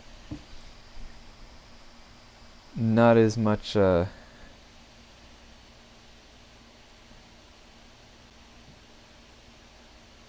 don't know, I guess it's just different than the poetry I have, where I've just like don't think about the rhythm of it too much.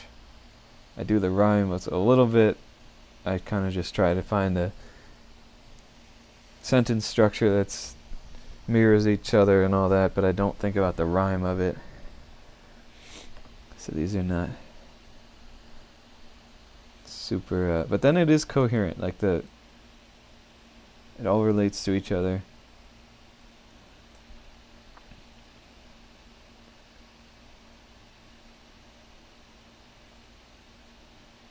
But it's more like it would have to just be like spoken word is the most musical it might get. even then it doesn't all fit that mold. Let's see here.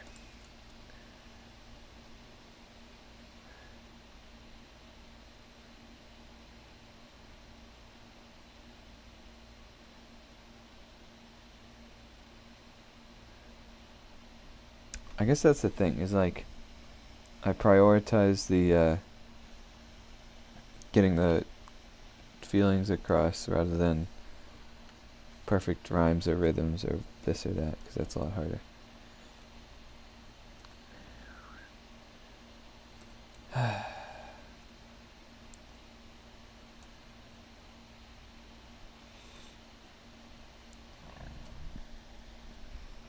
And then with the parody songs, it's like you have a topic, you have like a thing you're looking for things relating to. It's much easier. So I think what I'll do is just try to write a new poem that will work as a song. And I think I'll move this one up because it's kind of done already.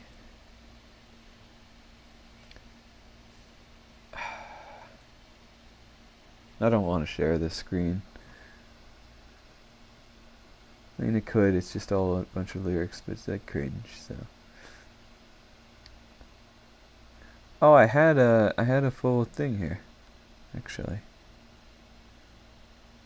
but I didn't like it.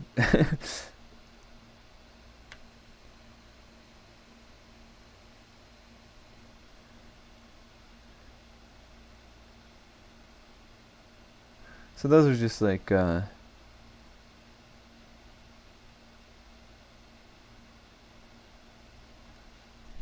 okay.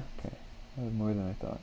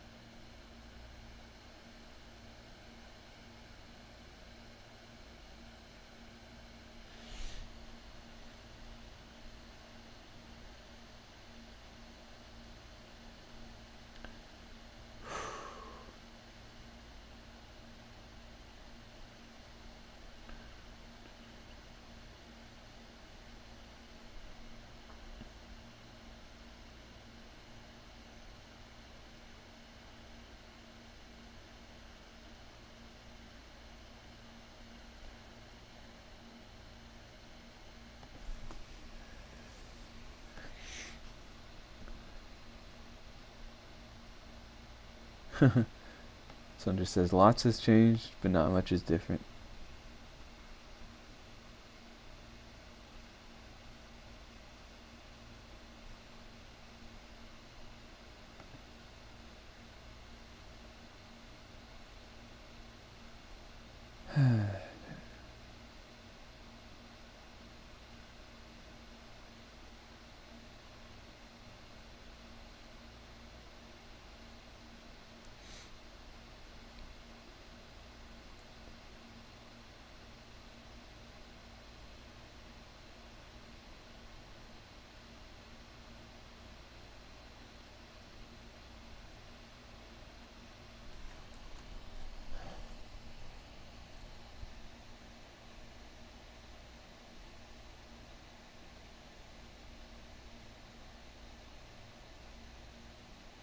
See, I've got some good stuff in here, but it's tough because some of it I wrote down because that's how I was feeling at the time, and now I feel differently, and so it's like,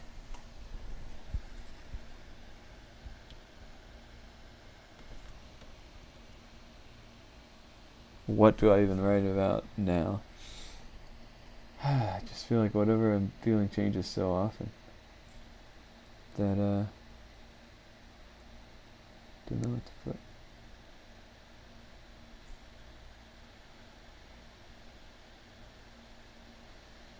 put. Wouldn't want anybody to get the right idea. That's a good one. Ooh. Now this one's a little more goofy. Hold this L, catch this Z. You'll always lose if you sleep on me. I am glad I have these written down.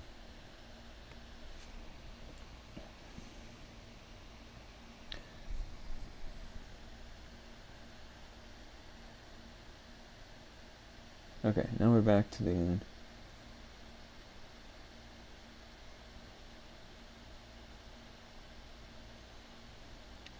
And I was looking for, don't want you to hear.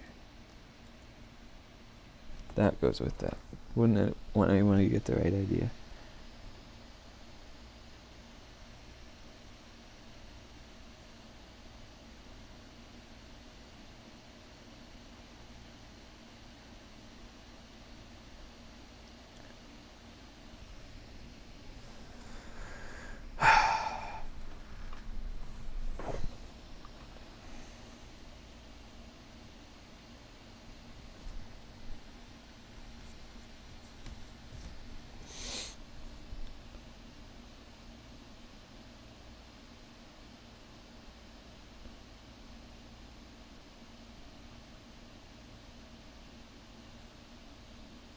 Even the stuff I wrote like 2 days ago, I'm like, I don't feel like that anymore.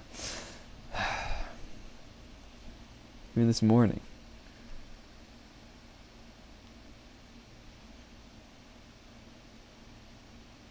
Well, I guess I'll write about that. You know, I have this like duality in all these that I'm reading. So there's some that are like very serious, and then some that are a little goofy. And getting specific about like concrete ideas of like talking about day-to-day things. Think of it. Find an example here.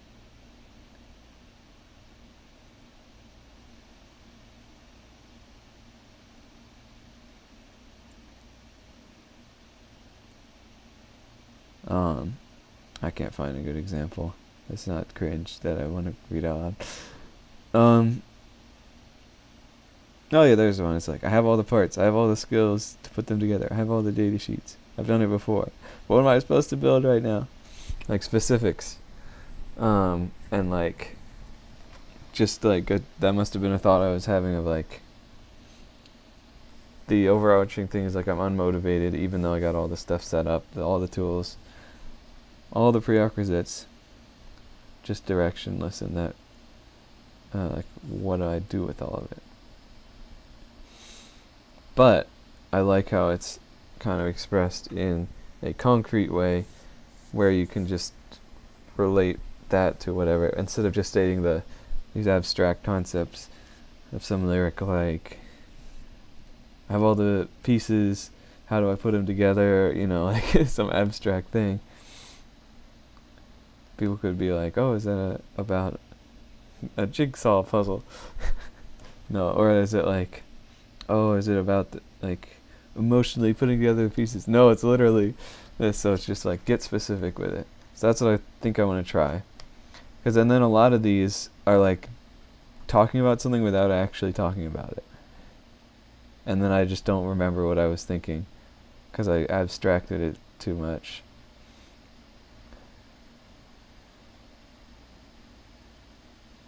And then some of them are a little bit less, I don't know. It's just like, I notice I feel this need to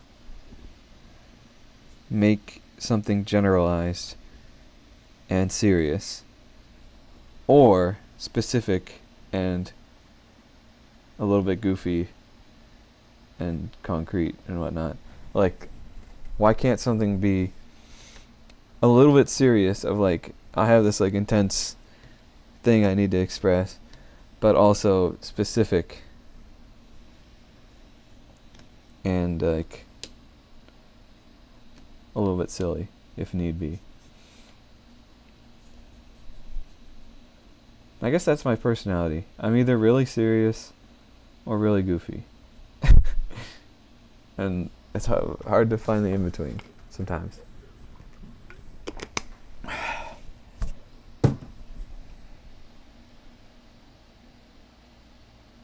Or I'm detached because it's like, I want to be goofy, but I feel like I can't because I'll be judged for it in this situation. So I'm just kind of like reserved, detached. And then sometimes when I'm in a more serious mood and I feel like I can't be honest with somebody or like they would judge me for it, then I become detached. But those are two different kind of directions in that. Then when I'm in like a serious situation and I'm feeling serious, then I'm like engaged. Yeah, okay.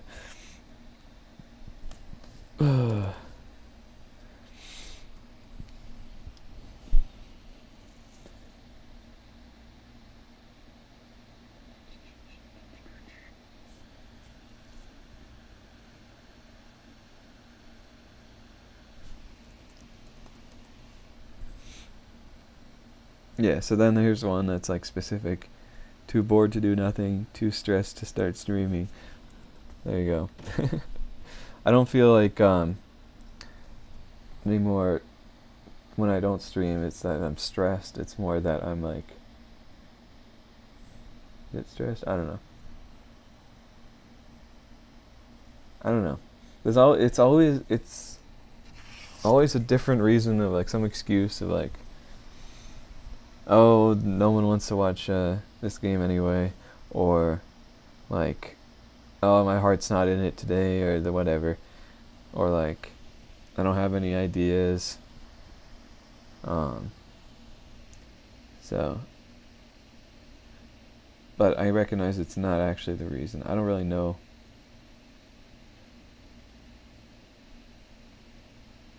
I guess it boils down to my heart's not in it sometimes.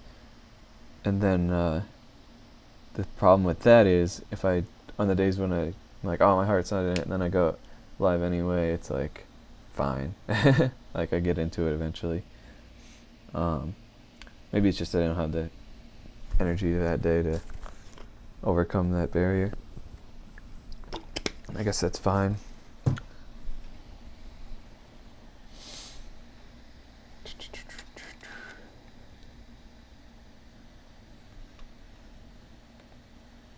But yeah, I don't really know what determines if my heart's in it or not. I think it's more just like a brain weighing the pros and cons thing, just automatically.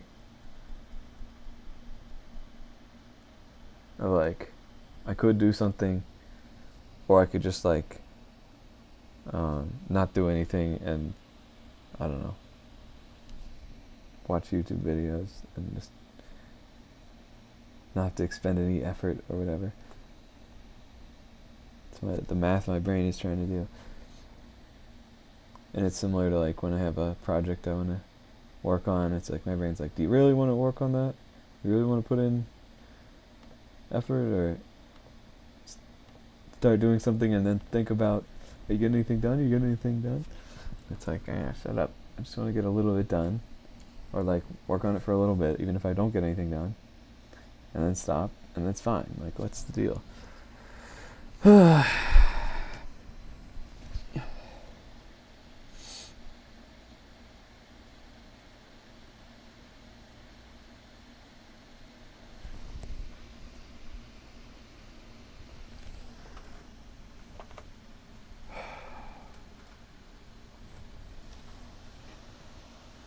So I'm thinking, how meta do I get with this song?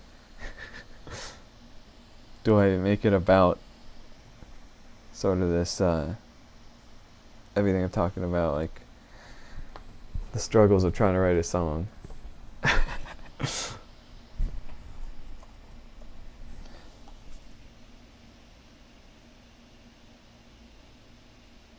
Or more like the struggles of trying to decode my thoughts and feelings into words and into coherent lyrics.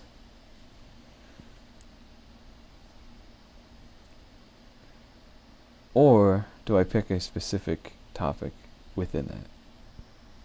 Or like, I don't know.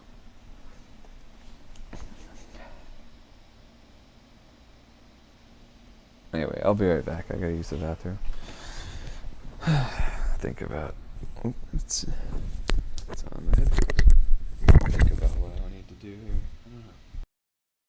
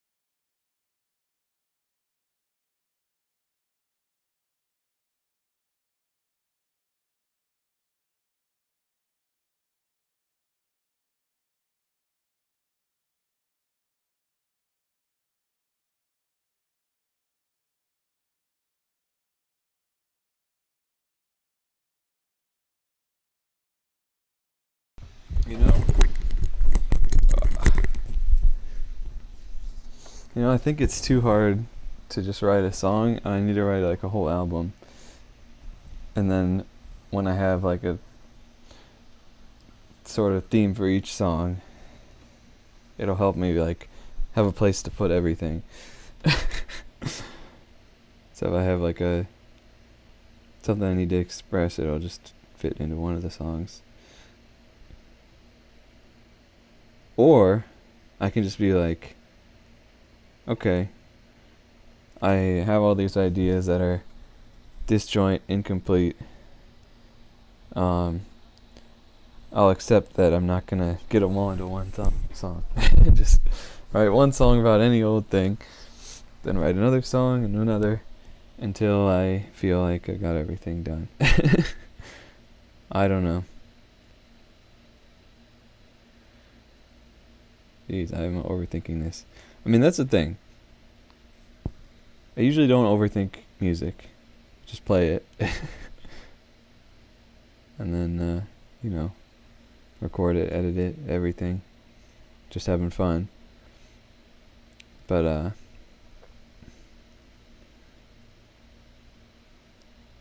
and even the parody songs, I just put down the alternate lyrics, edit them, record it, done. But something about you notice I don't have a starting point of usually I start with either the chords or the beat or an existing song, or even sometimes for the parody, or even for an instrumental, I'll find existing inspirational material that I want to model it after. And there was one that combined two wildly different ideas from the bass from one song, and then the weird synth chords from a different one, and then just found instruments that were close to that, recreated it, completely different key, BPM, or maybe similar key, I don't know, BPM, just not trying to make the original, but inspired by it, and just played something similar.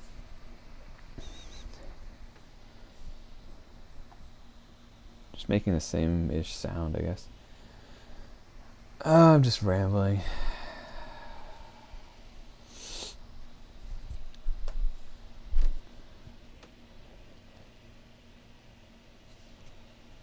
All comes back to the question, what do I even want?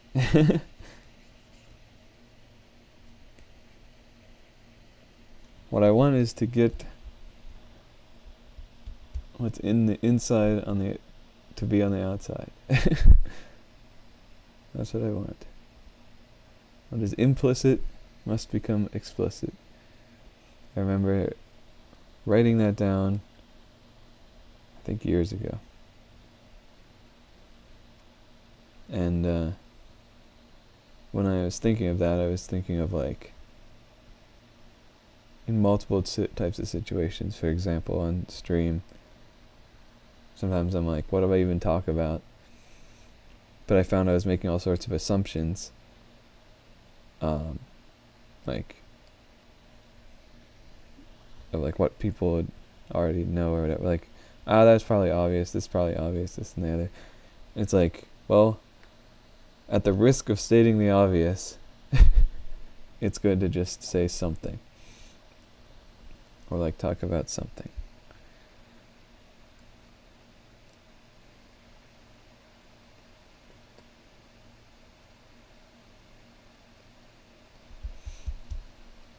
What was I saying? Oh, and then it's whether it's in a different situation, meeting new people, or catching up with friends or whatever, it would be I don't really have much to report, or not much new, just because I felt I don't want to waste their time or something. But when time passes, something is going to happen, eventually. And so the chances are there's something I could talk about. And then, I can accept their invitation of wanting to see what's up by just explaining something that happened.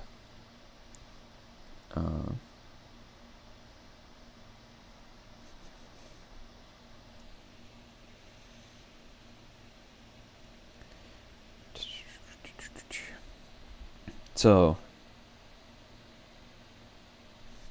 what do I want? And is that the theme of the song? Or is it a question I have to answer to know what kind of song I want?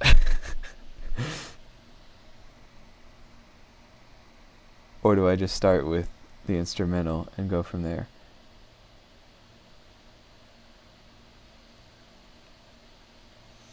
I kind of want to start. I kind of want to start with the words. Gives me a little more freedom to add stuff. Because I tried making an instrumental for to put lyrics on, but I always I'm just not great at that yet. And I kind of want to just stick to just piano. Could play it live type thing.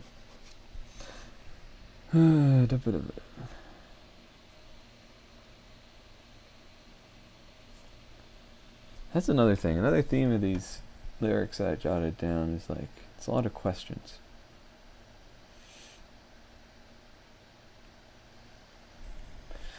Kind of wish there wasn't. Kind of wish,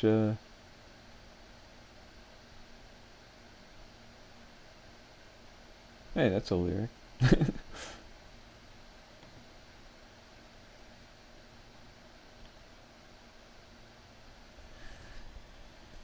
It's looking like the song's gonna be about what do I want. That's all I can do at this point.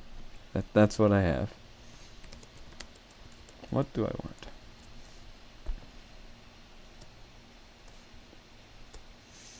In fact, I could share that. Nah, I don't feel like sharing the screen because I want to be able to just brainstorm judgment free. And I don't care if that's to the detriment of the 0 people who are watching, so. You'll hear the end product. And you'll hear whatever I'm thinking about loud. What do I want? A lot of questions. Kind of wish there weren't so many or something.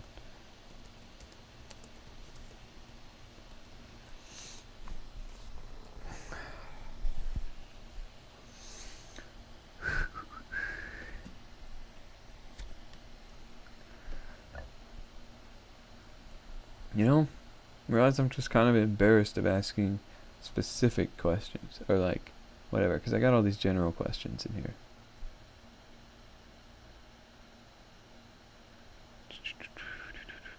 Where are they? There's another question.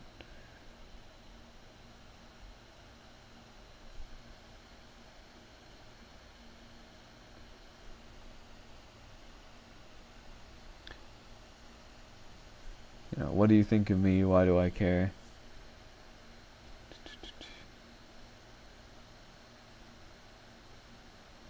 Am I annoying you? Do I talk too much? Blah blah blah. Did I overshare? Blah blah blah.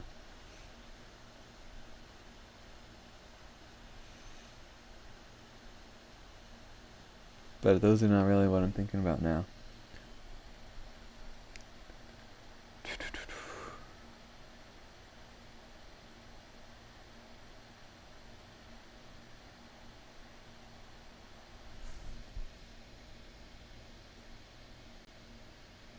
That's the thing, it's weird. I get in the zone.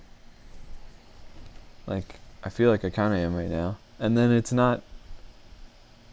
I'm in the flow state. Well, not, I don't know. I feel like I'm maybe in the flow state, and I'm not thinking about the future or the past very much. And now, therefore, I can't remember what it's like to be so worried about them. Because I'm doing what I'm doing right now.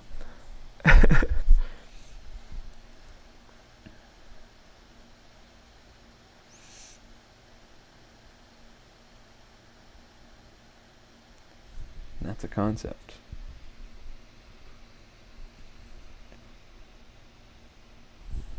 I feel like I had something for that. It was like when I'm in the middle of it, feels like nothing else exists. And that goes for the good and the bad.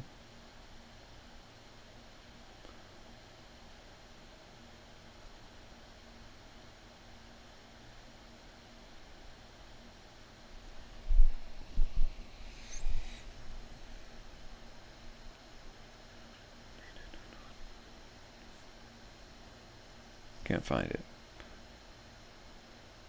What was that? What was the theme? Oh, when I'm in the middle of it.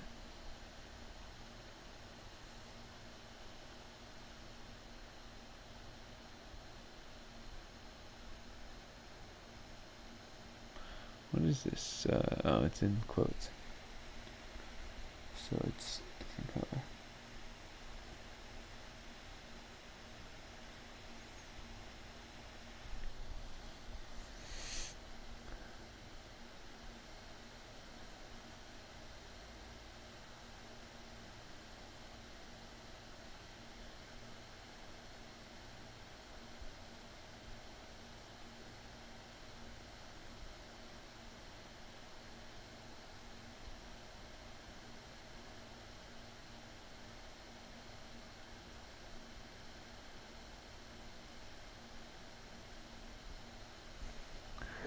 I got like something brewing, just based on all of this.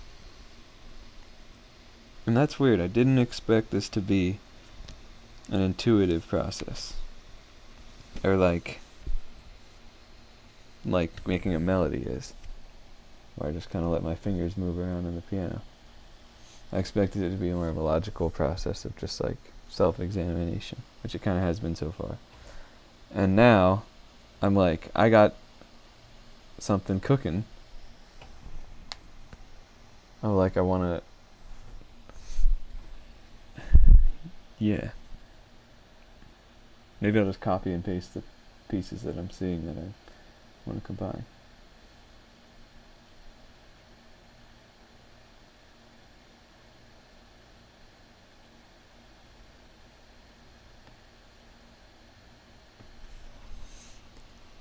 Yeah, why not? I mean, this kind of cannibalizes a complete concept.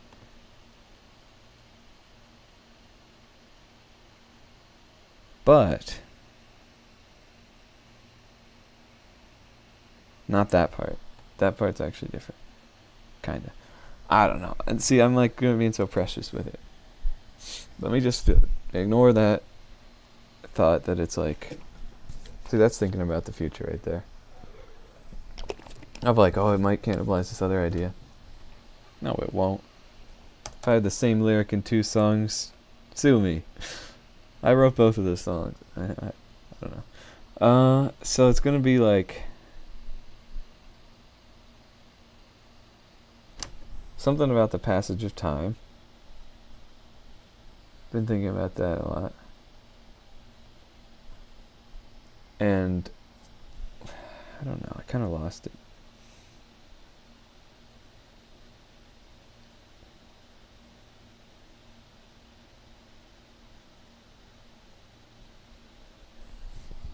It's alright, it'll come back. Something will come back. Yeah. It's weird that not just the perception of time, but the desire of time, like more, I want more hours in the day, or like what I want throughout the day changes, or like even my personality changes throughout the day, or like, I guess my mood.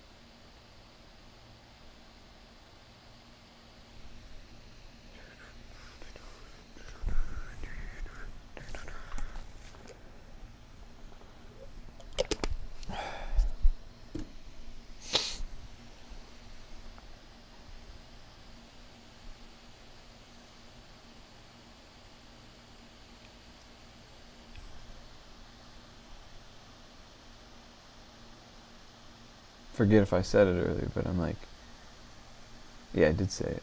I'm embarrassed to put down like specific questions.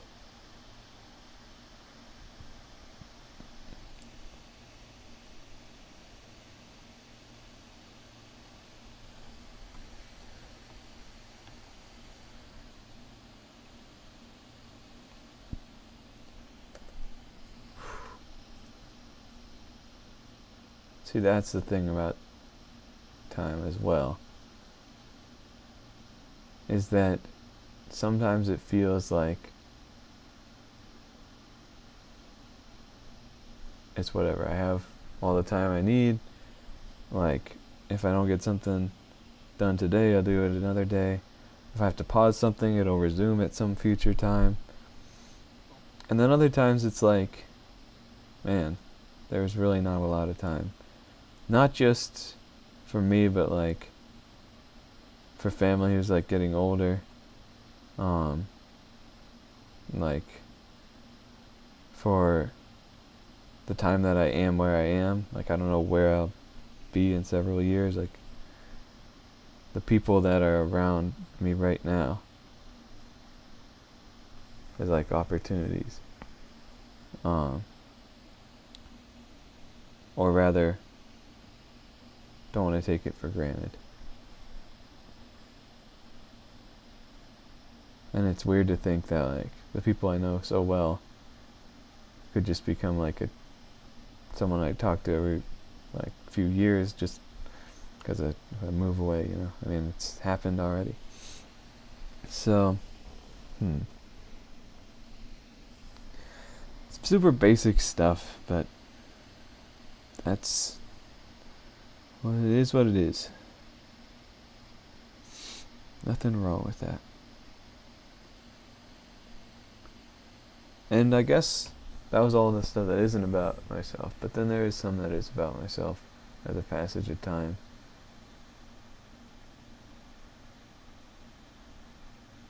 And also, not wanting to get locked down into like time commitments, but then realizing that sometimes those can be the most rewarding things. Dang, talked for like an hour.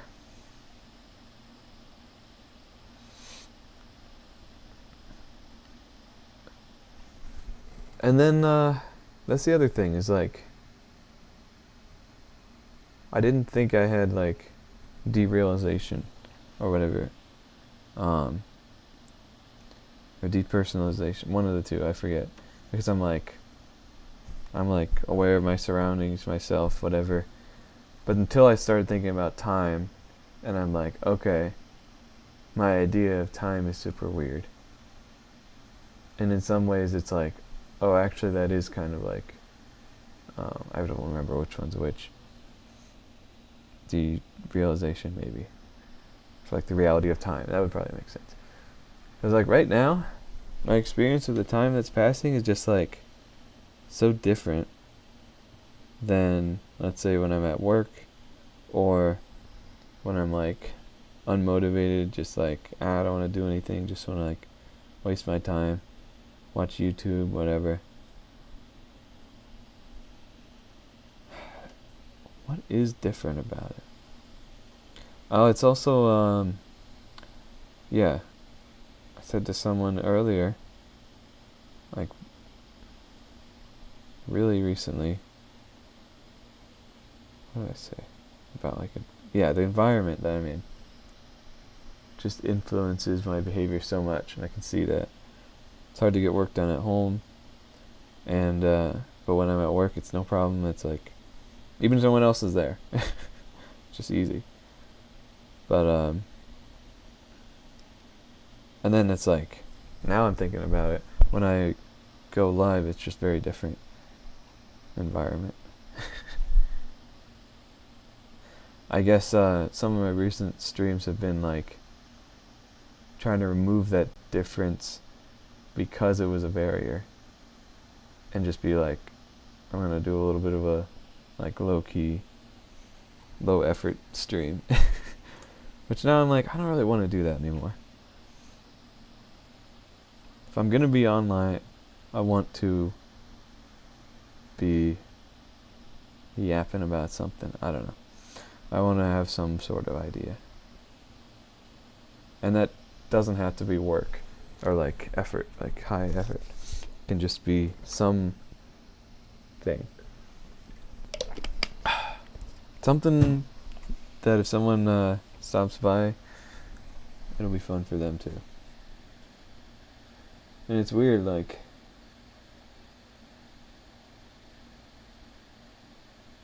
I'm not like overthinking. Well, I am overthinking. I'm not worried about what I'm gonna do after this because it's just taking a lot of focus to do this.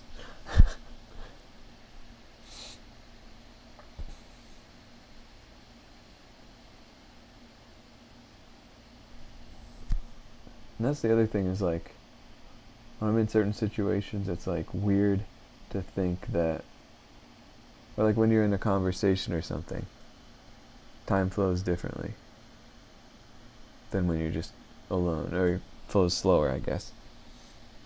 Because it's weird to think while you're in that conversation, like this will be over in, let's say, 30 minutes, whatever, and anything there's no going back, or something like anything I didn't say, I can't retroactively say. When you get really in your head about it. Or the reverse, when you're about to, like that's the thing a lot of people describe when they have a phone call that day. That's all they can think about that whole day, and then until it's finally over. So it's like before a conversation or something, you're like, in 30 minutes, I will be talking to someone, and that's weird.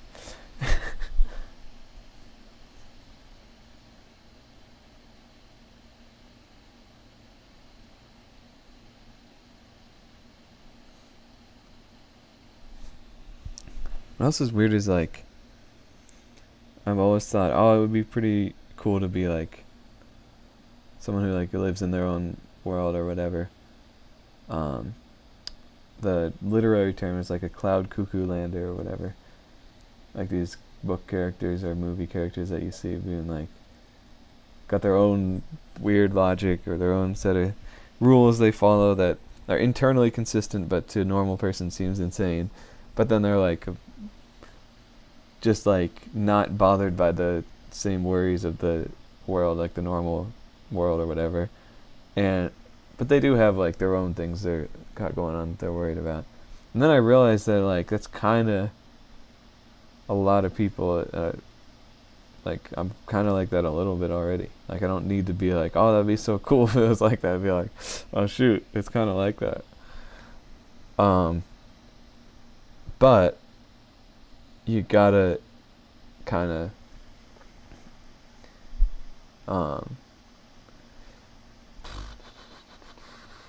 I don't know, like foster that or something, that environment for yourself if you want. I don't know.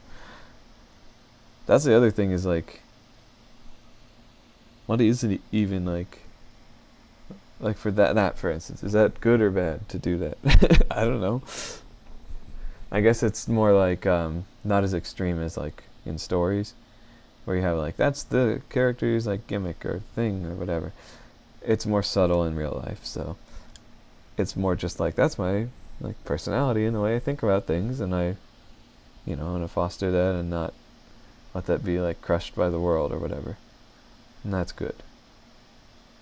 But then you don't want to go too far and be like a paranoid person, like living in some weird version of reality, warped version of reality that's way warped. But everyone has a little bit of warp, at least. There's no perfect view of reality, and I think that is very interesting. That's what makes it interesting to talk to people. That's one of the things. So you got all these caveats built into whenever I'm saying things. Oh, that's one of the things. Oh, well, not everybody, this and that. It's like, and this whole thought about caveats is, just because I've heard other people talk about that, and so that's why I'm bringing it up, it's good. And I realize, because I've seen this exact type of rambling from someone else on stream, where it's like, and I was just in the chat thinking like, man, you're really just totally overthinking all this, and I don't have those same problems at all, or whatever, or like same thoughts at all. And it's, you don't have to, like, why are you overthinking all this? But it's like everyone's got their own different burden or stuff to work through, even though it doesn't really feel like a burden sometimes. It's just like, it is what it is. And then sometimes it gets in the way. But everyone's got their own thing. And yeah, well, I did find some ways to relate to it. But yeah, so it's weird that I'm here in this moment, like having that same type of rambling and now being like, I understand more fully what it's like to be on the other side of that now.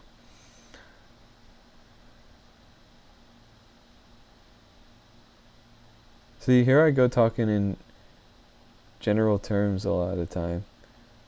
And whenever I talk in specifics, it's because it's like a conscious effort to be like, I'm putting myself out there a little bit for other people to judge. But even if I weren't streaming and I was just writing this down or something, I would still have the same thing. Well, I guess if I had a bunch of like live concurrent viewers, maybe it would impact it differently. But the fact that I'm sharing all this live, it's like, yeah, I could delete it later, but I'm sharing it all live is not that much different than the fact that if I were to type it up and then with the intention of sharing it later or reading it back later, that's it. Yeah, reading it back later and being embarrassed for myself, even if no one else is going to read it. It's like my future self is going to read it if no one else, and my way in the future self might even share it with someone else. So I better like get ahead of all that. It's like, screw that. Why am I thinking about all that? You know, I guess it's partly because I never want to delete anything. Like, I would feel really bad if I wrote something down and then deleted it. I really do not like doing that. Like, even like coding, I'll delete something, but I'll make sure it's still in the version history, just in case I need to go back. And I have needed to go back a handful of times. But it's like,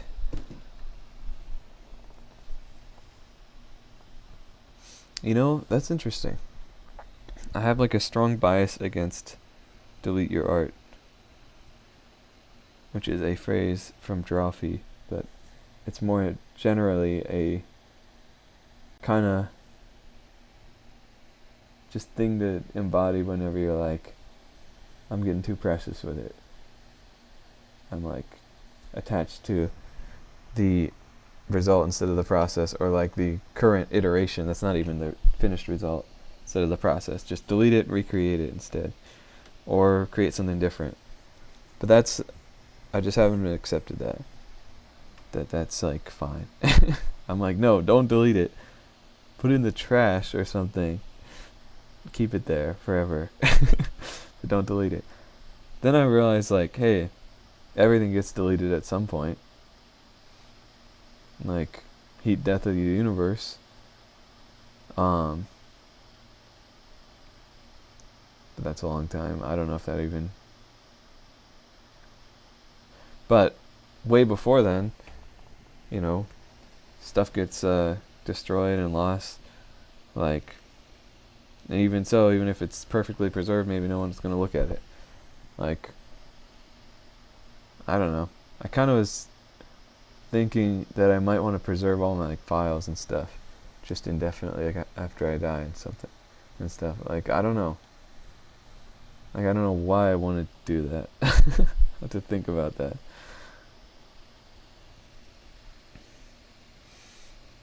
But then it's like, even that, if it's preserved, no one's gonna care or look at it. Like, I don't think.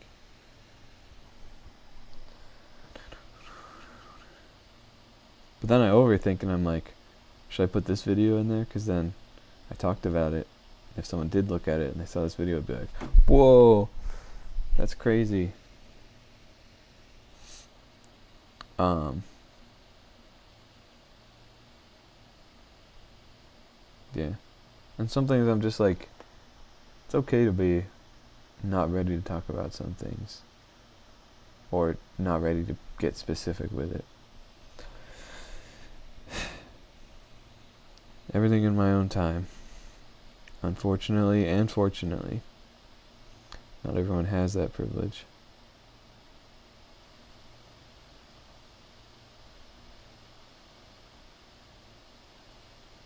But again, what do I want?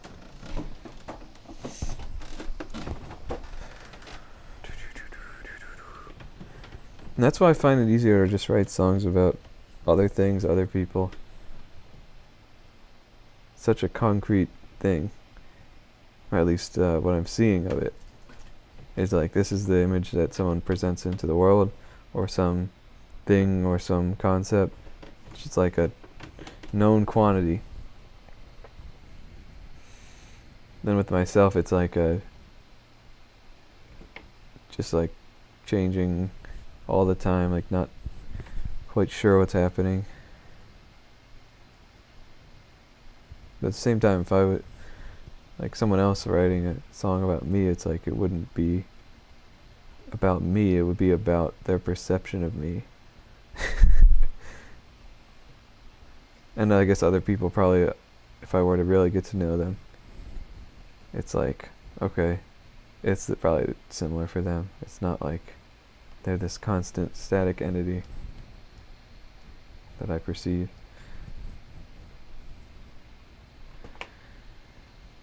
And anything I write about myself is about a perception of myself as well. Just a lot more informed of a perception, maybe. Or more information, but all of it is less clear, or sometimes, I don't know. More biased. More information, but more biased because it's me. About me. Thinking about myself. That's a thought. Do people generally have more bias about themselves or about other people? Because on the one hand, your ego has all sorts of thoughts about yourself. But it also kind of has like defense mechanisms, thoughts about other people, that it's like meant to protect yourself.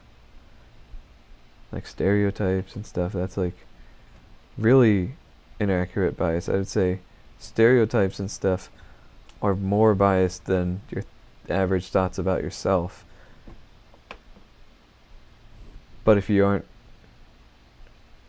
quick to stereotype or assume things about people before knowing, then I would say the biases about yourself might be stronger than the ones about other people.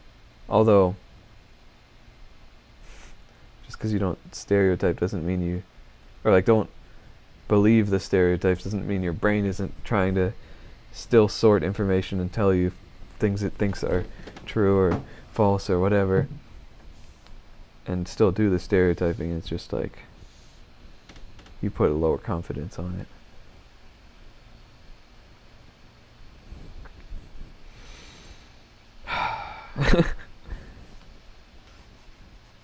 The brain really will ramble for hours to avoid the task at hand. Which in this situation turns out to be okay. It's just like, when am I going to write this song? Is it going to happen? What's it about?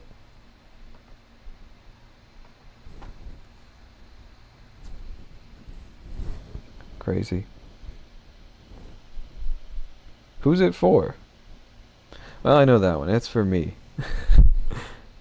And anyone else who's along for the ride. Anyone else who like may or may not relate. But it's mostly for me. A song that okay, that's the problem. It's a song that I want to be able to play and be like, this sounds good. To me, and presumably probably to other people, but just like, sounds good to me, and it's kind of true to myself, but also I want to be able to like play it without being embarrassed about it.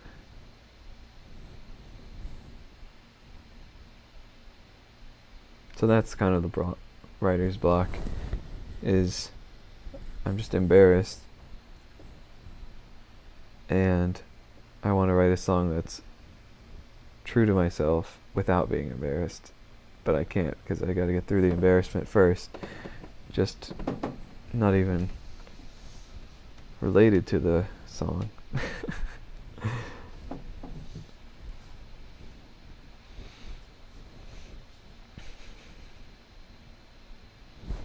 Isn't this crazy? It's just me alone in a room talking to myself. Living in the future.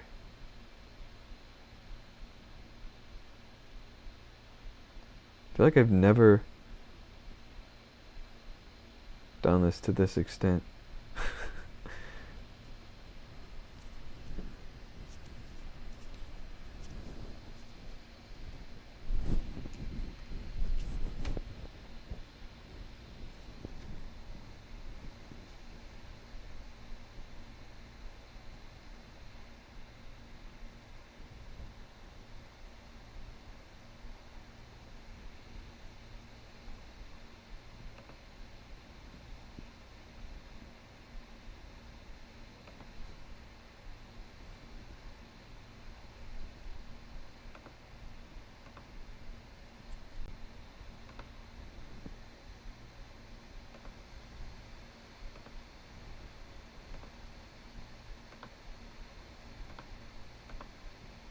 Just checking everything real quick.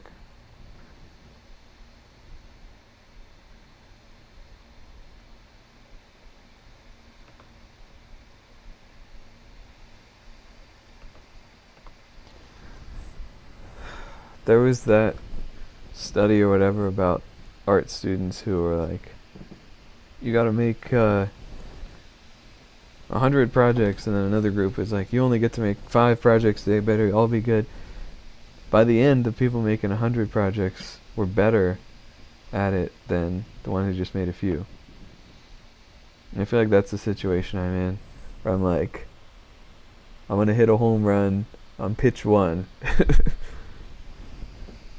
Inning 1, pitch 1, home run. That's what I want. Write that down, that's a lyric.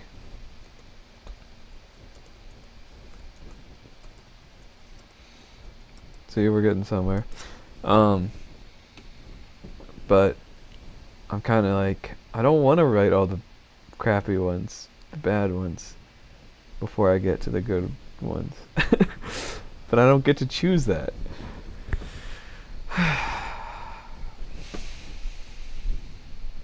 I mean, that's the nice part though. If I write something that's true to myself right now, I'm gonna change in a week. I'm gonna change in a day and feel differently tomorrow. Could write a whole new song. So that's nice, actually. I'm glad of that.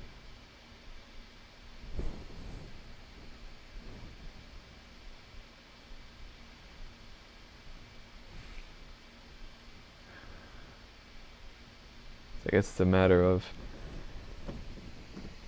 don't spend too long, but also, throw everything I got at it. It's okay to try and make it real good. But I don't get to choose if it actually is good or not. And I guess the thing is, like, if it's bad, I don't even have to release it. I can just write some more and then go back to the original and be like, there's some stuff I want to pilfer from this and make into a new one. And then go from there. Like, I don't have to feel weird about reusing lyrics if one of the songs is unreleased. That is nice. That's the thing. It's like you get in your own way so much, you realize, oh, I can step out of my own way, and it's nice. And now I'm like, oh shoot, I have to be creative with no limitations. It's not no limitations.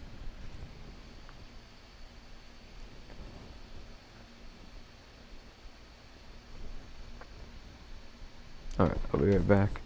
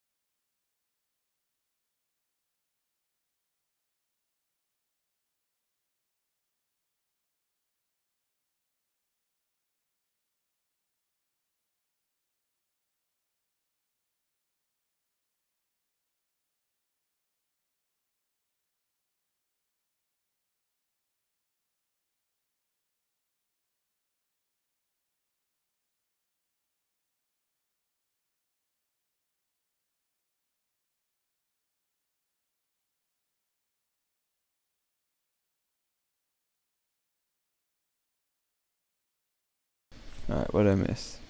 Nothing. Cool.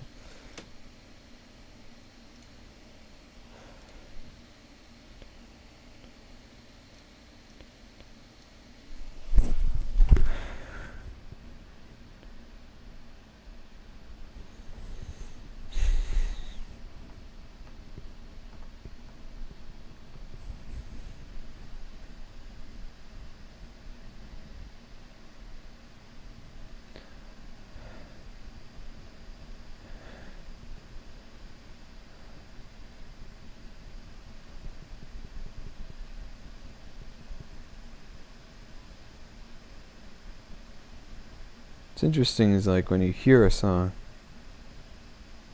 you like don't fully comprehend it till like after several times, like you get it a little more and more what they're talking about. At least I do. Caveats. And when you're making a song, just a completely different process.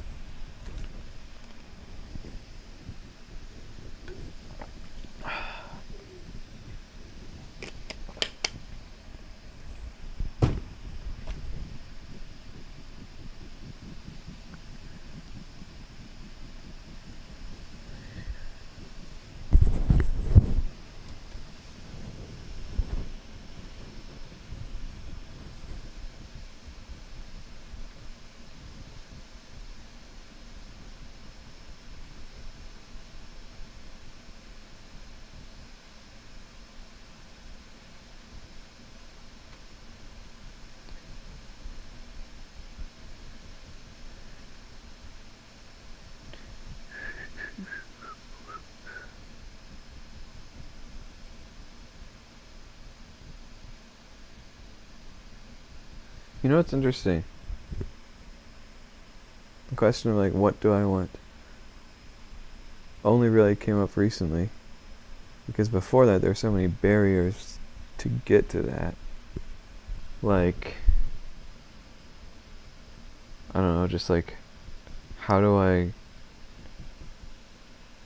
like, feel okay? How do I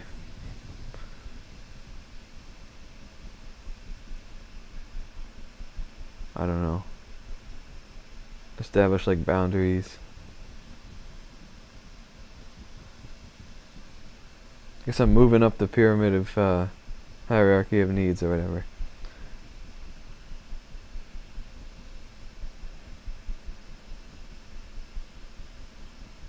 And I guess another big one is like, how do I feel justified in my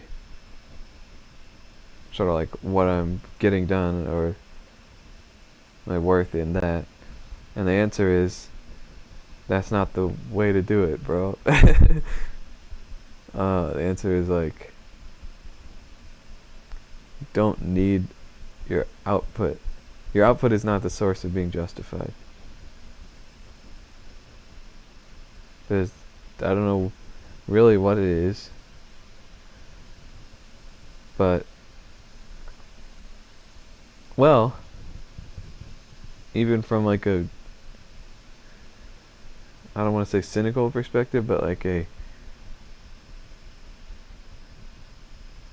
I don't know, from minimal assumptions,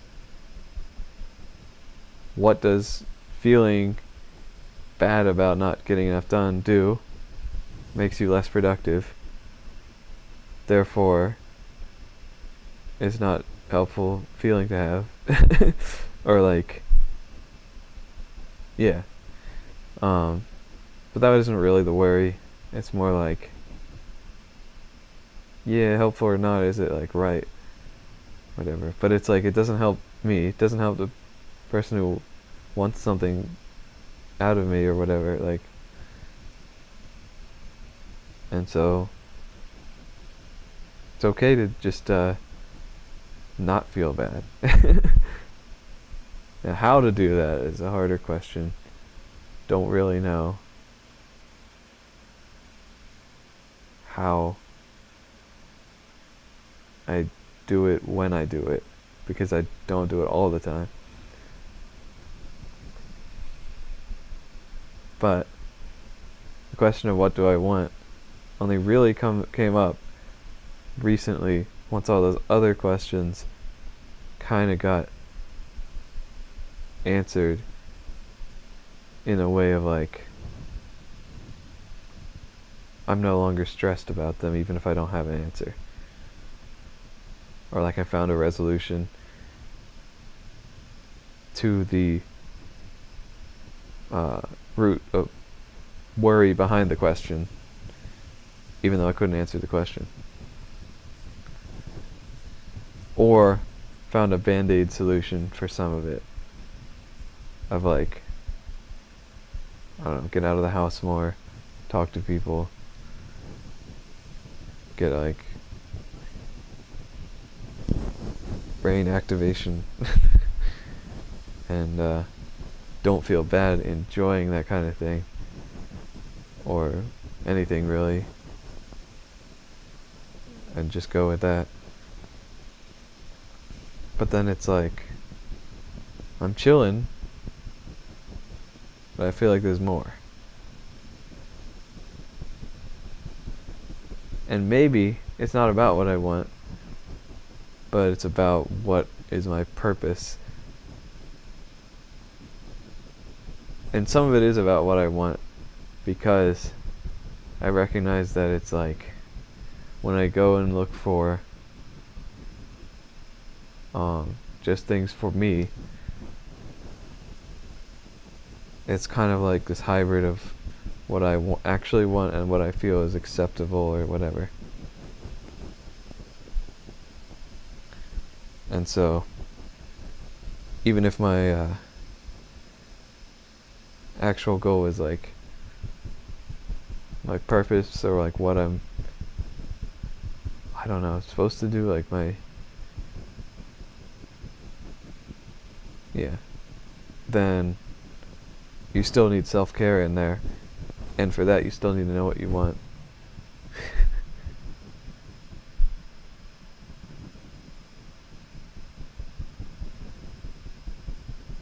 And I've tried like pursuing what I thought might be something that is close to like my purpose or whatever, or like something good in the world, I guess. It's a good way to describe it.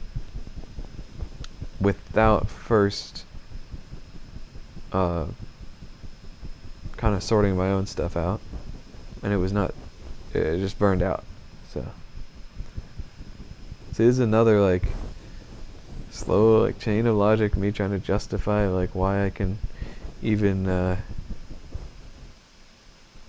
don't know, care about myself. Like, be selfish.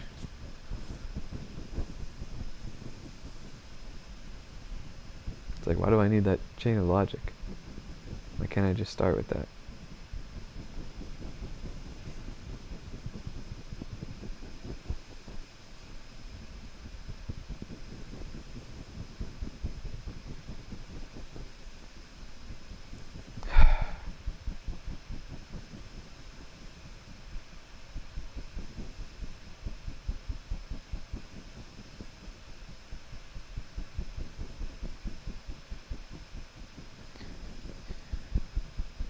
Now I'm thinking like maybe the first song is make a list of all the stuff that like I'm embarrassed about, and just put it all in the song, get it over with. Because that's the thing, is like majority of the time I get over that embarrassment. I realize like I don't know, share it with somebody, then they find something in there they relate with, you know? So turns out it's not stupid. It's just my baggage. Wow, I could have predicted this.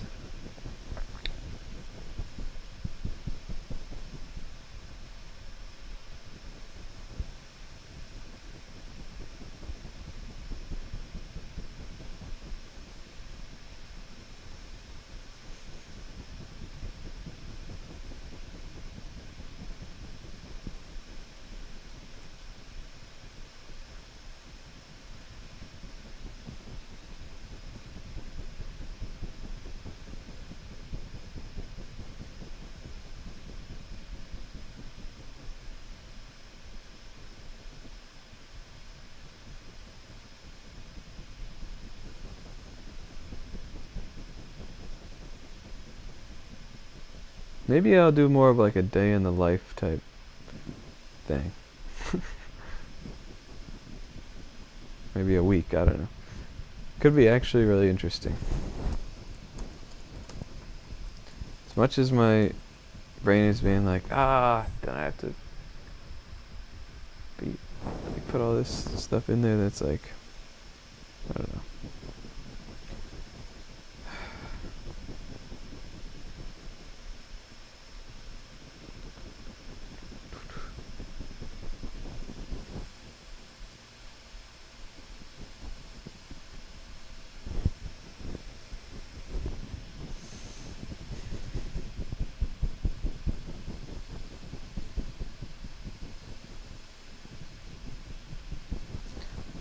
But yeah, I kind of want to make like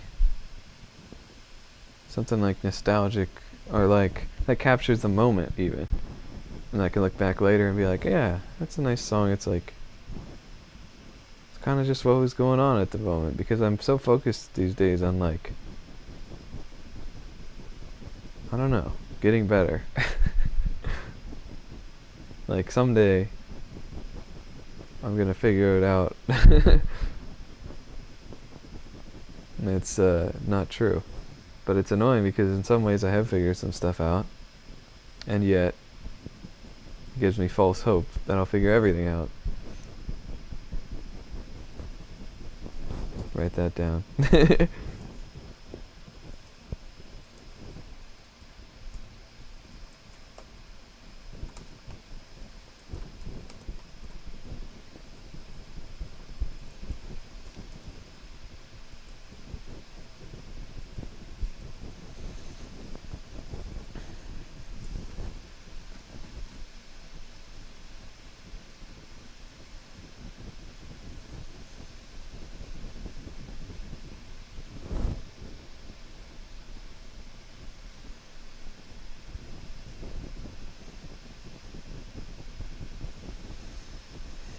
I mean, it's not like a literal day in the life. It's gonna be like, or not. Okay. What I'm thinking in that is like, start with the physical things that are happening in my life, right? You know, going to work, coming home, like watching YouTube videos, wasting my time, trying to find the motivation to do stuff, you know, all these things.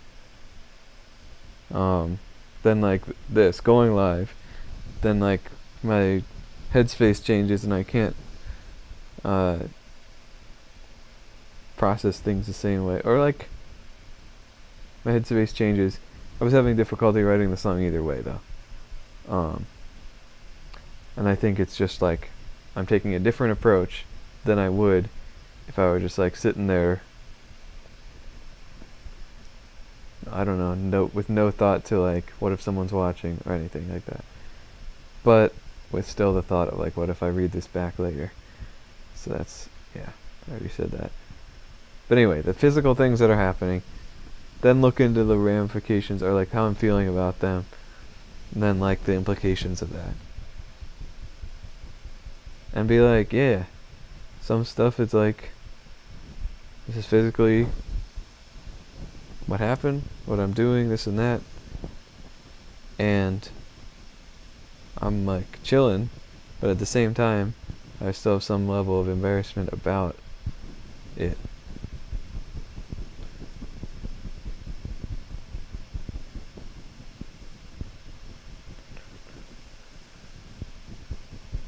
So not really a day in the life, but like recent events that are mundane-ish, like sort of just, well, some not mundane, but just like recent things happening in my life. You guy, I gotta tell you a little thing that was happening in my life. The girl texted me the freak back. Turned out she is a professional who played a viola instrument.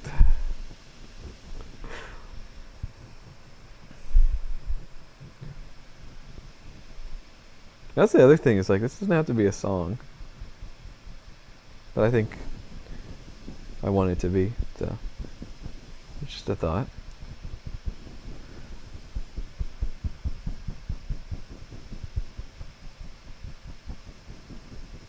You know, It's another thing. It's like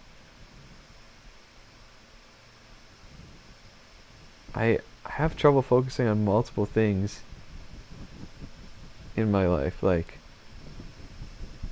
I can do multiple things like in a given month or whatever, like week or month. But it's like either I'm primarily focused on work or some project or family or friends. And if it's primarily work, then the project, I can maybe get some stuff done on it, but I'm not going to like go in the deep dive in that project and like do everything and like, because my deep dive ability is like used up at work.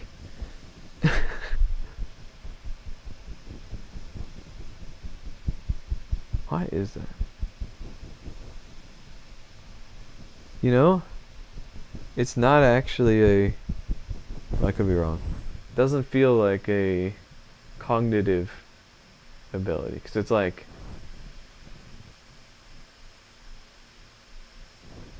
thinking like on the weekend or whatever, I probably still have the ability to well, maybe not, I don't know, maybe I need that time to recharge, social life, other things, just like bare minimum. I don't know. Uh-oh. Reconnecting. Okay, that was just one page, not the whole thing. No, it was the whole thing.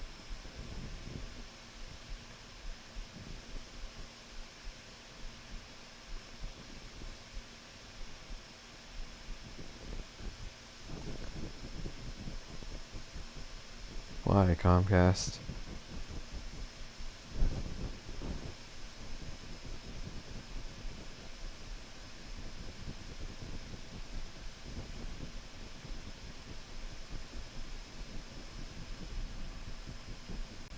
So it's still working on YouTube but not Twitch? Hell yeah.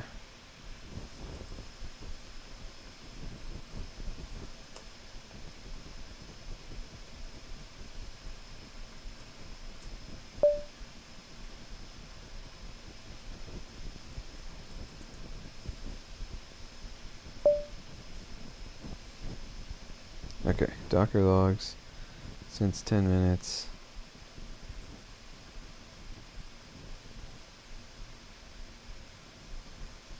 Minus F.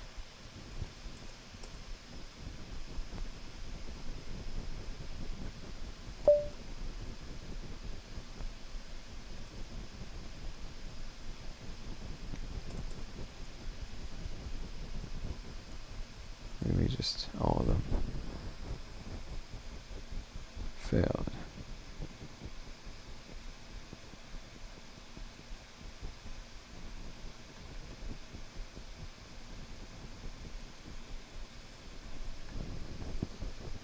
Not really sure what the problem is. Twitch inspector.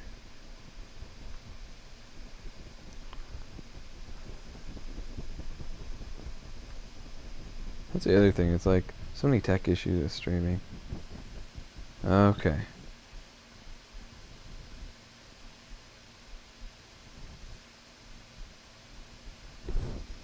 .1 minutes of unstable events.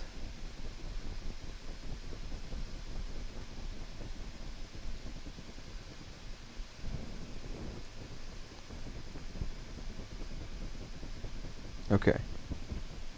No.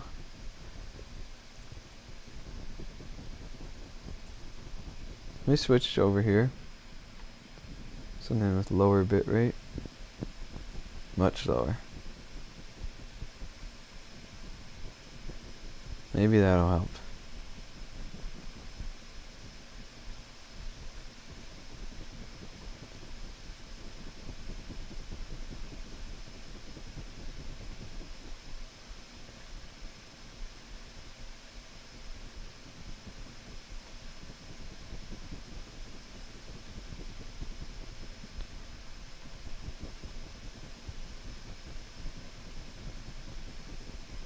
so strange.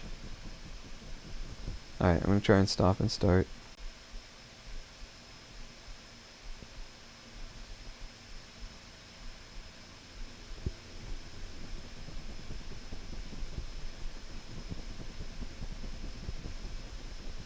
Okay. The old stop and start worked. Let's see if the YouTube one is still going.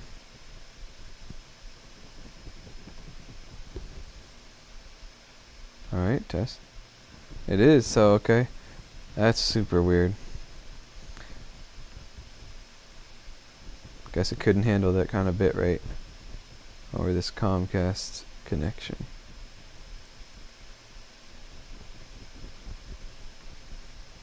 Cool. Well, I'll be in the corner of the stream. Tiny camera. Lost my train of thought completely.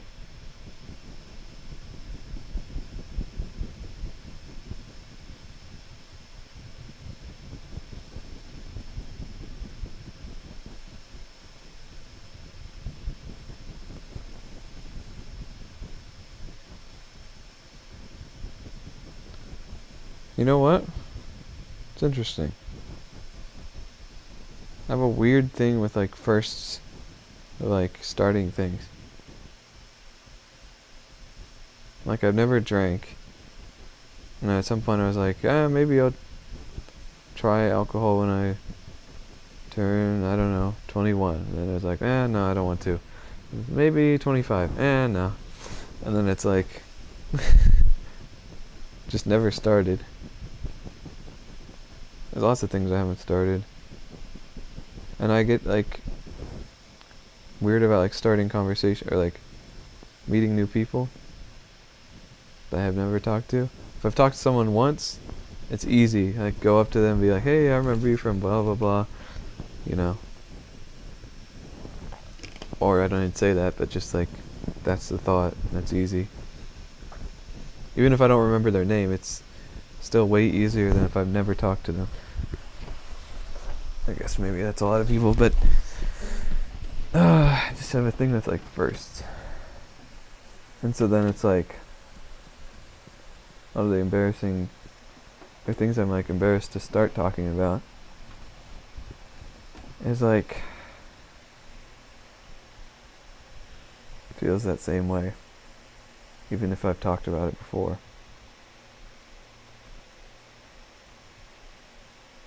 That's the thing, is like people aren't keeping track. No one's got a tally list of like what I have or hasn't talked about. No one. That's just me. I'm the one who has that. And it's not even accurate sometimes. Like I can't even keep track of it. So who cares?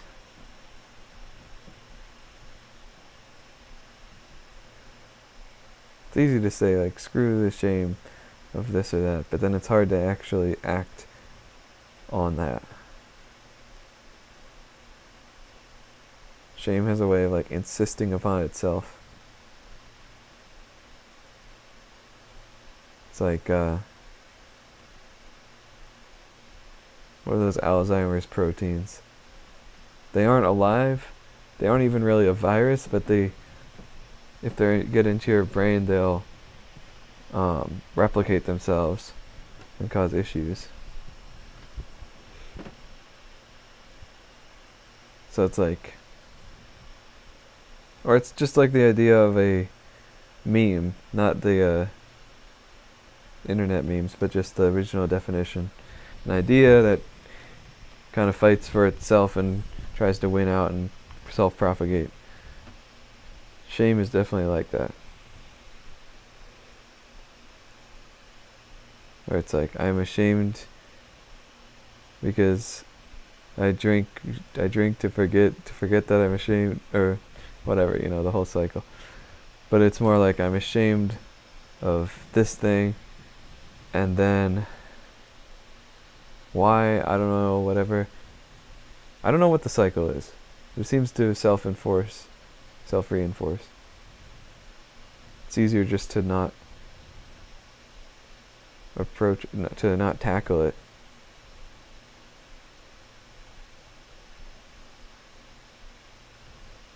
especially, I guess the reason for me that it's hard to tackle it is I'm like, why now? There's a voice in the back of my head that's like, why didn't you do that sooner? Or like, why didn't you do that sooner? Or why don't you do it some other time when it feels like there's a reason for it? And it's like, what? Screw that. But at the same time, then I'm like, nah, screw that, but also like, I don't want to do it right now. And that's fine. Like, I can accept myself thinking that, being like, if I don't want to do it right now, I'm not going to. But it's just weird how that works. So,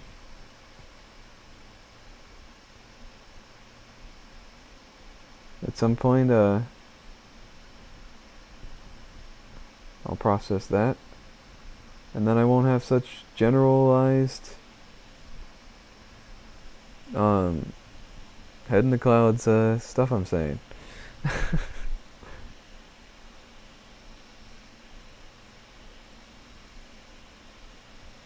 See, I'm thinking something right now that'd be completely fine to talk about. But it's just like, I don't want to say it. I mean, it's fine. I can say that one. Yeah. So it's like this generalized stuff. This is kind of like how I talk when I'm having like a deep conversation with someone or whatever. So I was having a deep conversation with someone, or I'm just thinking back to when I have, and it's like all this kind of stuff, but no, very light on the specifics, just because I don't feel comfortable with that, which is fine, especially when it's like, sometimes that can be a good thing to leave out the specifics. But then I'm thinking of like, the healthy gamer like interviews or talks or topics or whatever, and it's like they get specific, talk about just life and whatnot, because they don't have that mental block that I have or whatever. I don't know. It's fine. Guess some people do on the show, but anyway, they're just talking about that, and then it's like, that's the difference I notice. It's like, if I want to move toward a more healthy conversation, it can be good to have a little more specifics. And I think actually that'll help with talking to people who I'm not on the same page with. Because when I am on the same page with someone, I feel like they're kind of taking what I'm saying in good faith, and whatnot. And maybe they're reading between the lines, maybe they're not, on what I'm too embarrassed to talk about. And maybe, I guess maybe they're not, but it's like, they aren't trying to prove me wrong or something. But if I'm talking with someone who is not on the same page as me, I really never get to that deep level conversation. Well, not never. It's just not the same. So maybe that could be another tool in the tool belt for that situation. Like actually being a little bit more, like owning my sort of specifics on the general topic, and being like, yeah, this is me, this is how I feel, versus like not giving example situations, or like, and to be like, well, what do I care? I don't believe you. There's no like example. But also it's like, sure, go ahead. I don't care if you don't believe me. It's up to you. Like that's kind of what I mean about not getting into those conversations. It's just like, that's more the barrier.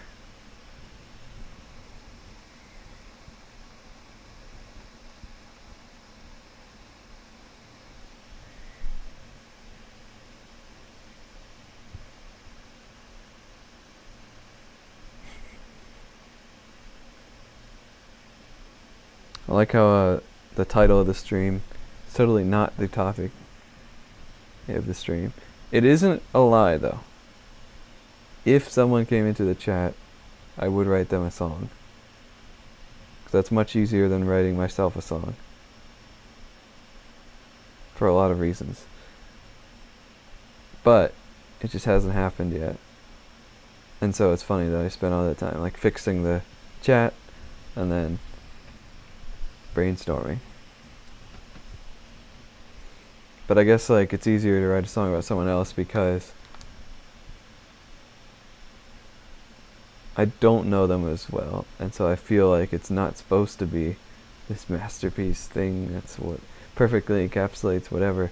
It's just like from what I do know about you, or if I don't know anything, I'll ask you a little bit. From that little knowledge that I either already know or ask about, what can I come up with that sounds okay, and it's just a little short thing. And I don't feel like I have to have the perfect chords and melody for it. I just like, or no, it's more like I can get to what do I want to say quicker, of like a rough outline. Then I can be like, figure out the music from there. Like that's what I'm trying to do with my own song. And it's just tough to get to the first part of what I want to say. There you go. What do I want? What do I want to say? What do I want the song to be?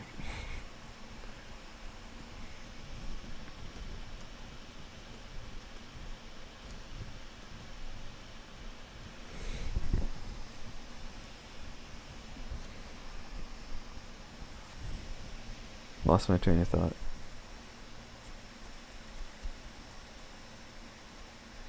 Oh, that long-winded thought about the specifics and everything. That was a specific example, kinda. The beginning of it was. Like, I have revealed information about myself. I watch Healthy Gamer. I haven't in a little while. And I guess I didn't even say who I was talking to, like, in a deep conversation with all these general things. Didn't even say who that was. Which, I guess it's been multiple people. I don't know why I'm hesitant to say that. I'm not going to, it doesn't matter. But I'm just like thinking about it.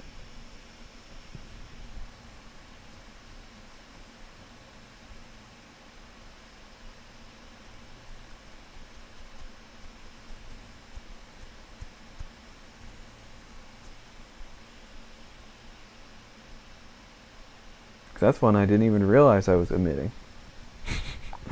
It's just automatic.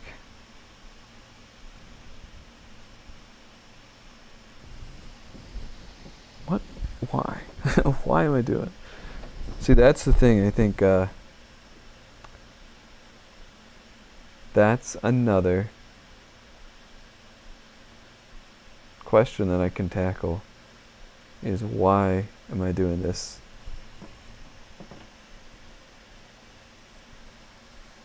You know? I think it's just a form of like staying sane, not trying to tackle everything at once, like taking it slow, but then also becomes a hindrance eventually when I'm not tackling anything, which I need to do for some period of time, but then eventually get back on it and be like, let's figure this out. Or, why do I feel the need when I can finally be upfront about something to immediately resolve it? Why can't I let it hang it in the balance for a bit, but also be upfront about it? Because I've always thought like, oh, the things that and I guess it's still true, things that you struggle with are going to be not the things that you know you're struggling with. And sort of, now I'm realizing that an implication of that is like, as soon as you realize something, you better figure it out real quick, or like solve it real quick, which is not the case.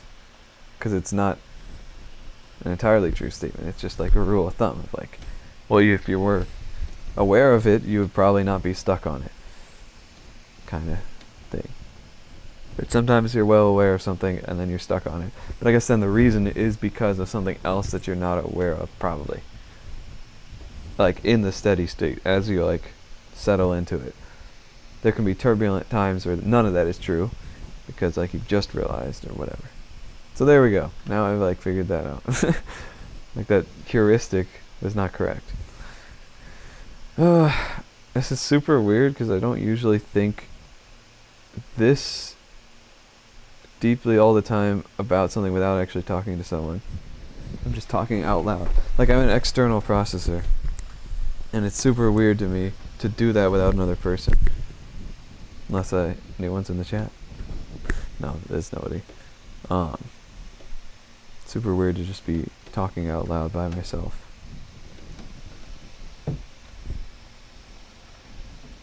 But helpful.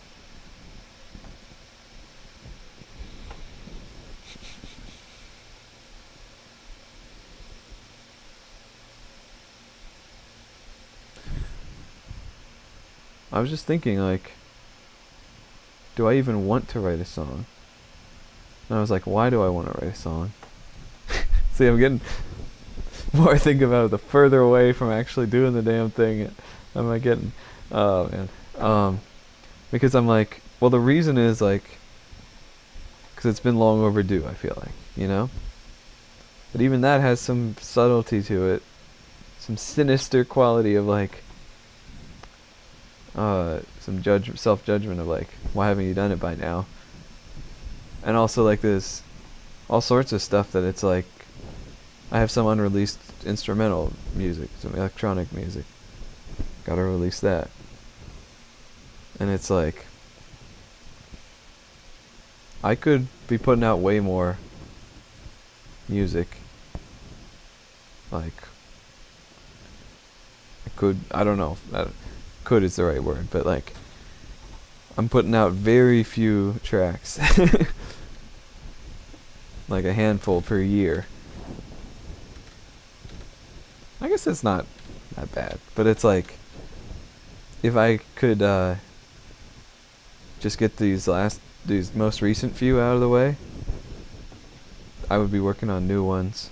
But since I haven't gotten them out, I'm like, that's, whenever I want to work on music, that's the thing I gotta work on because it's not done yet. Which to some extent it's like kind of true, because if you leave it for too long, then you forget about it and you gotta like revisit and relearn. But like, I've already left it for too long. It's already at that point.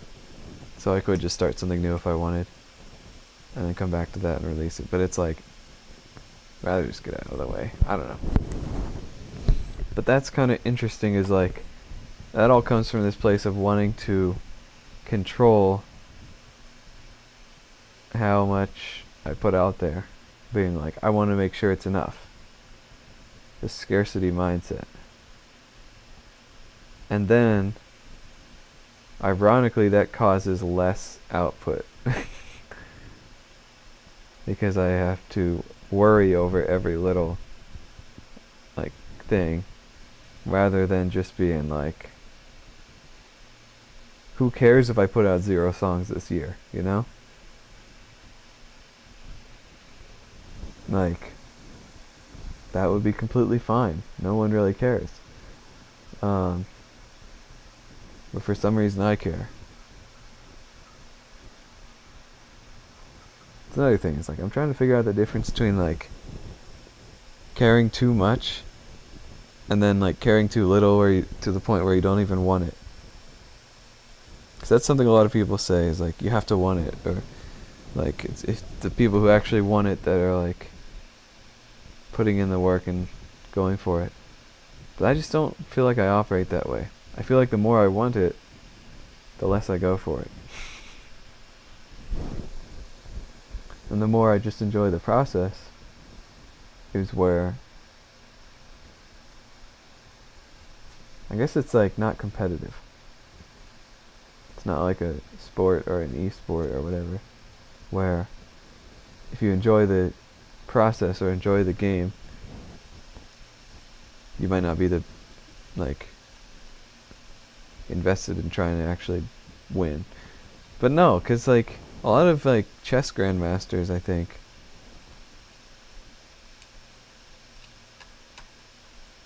they really well. I don't know if it's primary, but they really love the game, and I would assume a lot of athletes, same thing. Esports people, same thing. But like,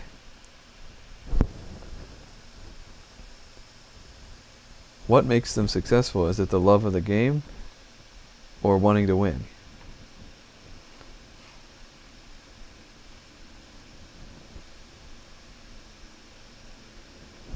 I mean, I was on the robotics team in high school, and it's not very competitive. I just really loved it, and I loved the tournaments. Just all the cool stuff you got to do, like, oh no, it broke, we gotta fix it real quick, we gotta be creative, think of some solution. The problem solving. Creativity. You know, just seeing something that you dreamed up, putting it like into reality.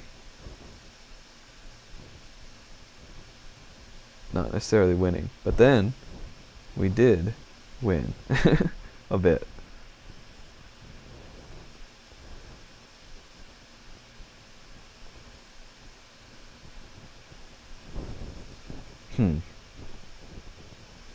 So I bet it's just some people work one way, some work the other way. Or a third way that I haven't even thought of. Of course.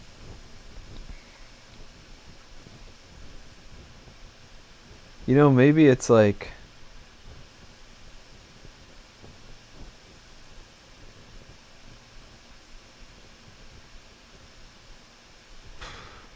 maybe it's like when you're making life decisions, or like outside of the activity, the game, the competition, whatever. Maybe that's where you need to want to win, so you can make sacrifices in other areas. And then when you're in the game, you got to do it for the love of the game. Otherwise, you'll be overthinking. Oh, I want to win. Like, oh, we're doing so bad, this or that. And if you just get in the zone. But when you're in the zone, are you even thinking about the love of the game, or are you just in the zone? It's interesting. I guess you don't have to be thinking about the love of the game to like have that be your thing, your motivator. You could actually just be experiencing the love of the game. This is so silly how I'm talking about all this. But for things that are not competitive, what was I going with this?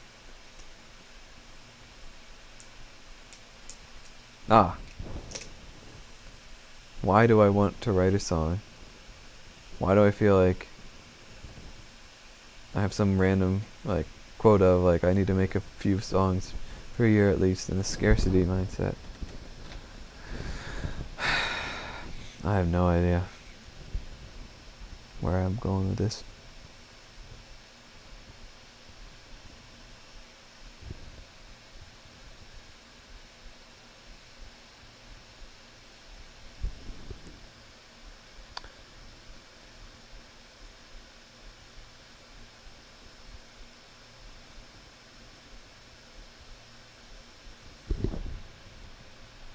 Not where originally I think where I was headed, but a new thought.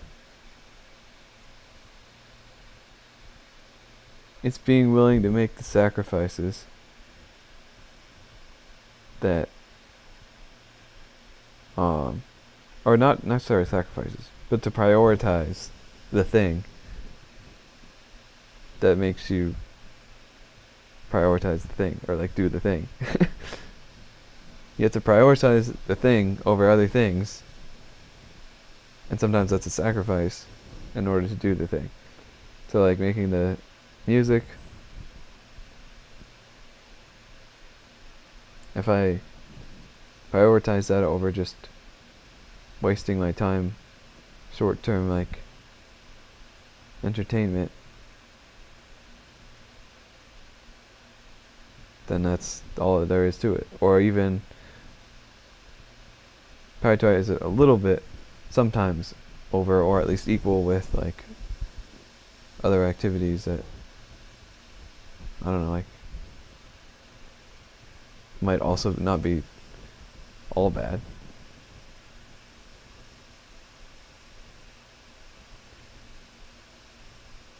Or like things I need to like sustain my like self-care, mental health. When I said not all bad, that doesn't make sense. Things that are good, but I only need so much of anyway. Then it's like, yeah, I'm good. Don't need to have FOMO about it, like missing out on, or have to go to every event or this or that.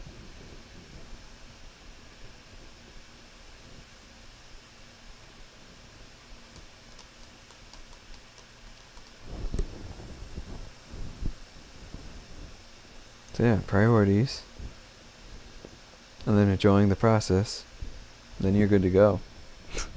Life is easy.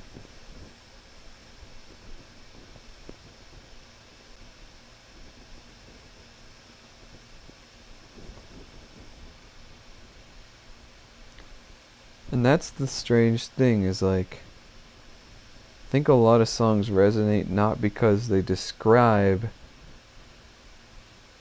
the mechanics and the inner workings of how something feels to be in a situation, or the whatever.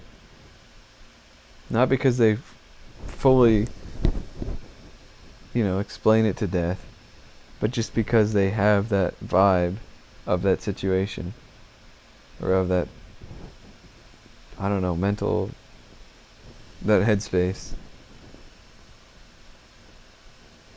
And then people instantly get it. You're not explaining it to an alien. And it doesn't even have to be that. It can just be like a thing that's geared toward people in a certain headspace. Like, there's a lot of songs about like breakups and love and this and that. And kind of appeals to the headspace of people who kind of put a lot of value into that, whether that's a good or a bad thing. I'd say in the past I put too much value into that, where it's like, well, if I actually like did like date somebody, didn't think too much about the specifics, the day-to-day of that, was more a romanticized thing. So I'm like, wait a minute, I actually can enjoy my life before that, and also after that I'm gonna be the same person, kind of. Like, life is just gonna be life still after that. It's not this magical thing, like I don't know whether it's the media, like marketing or what, that, or it's just some like weird societal thing we've come to believe, that like you find your soulmate and then you're like good for life or whatever. It's like, no, that stuff is a lot more complicated. So why did I bring that up? Probably need to end soon. I'm getting incoherent. Dang it. I hate it when I can't think of why I brought something up.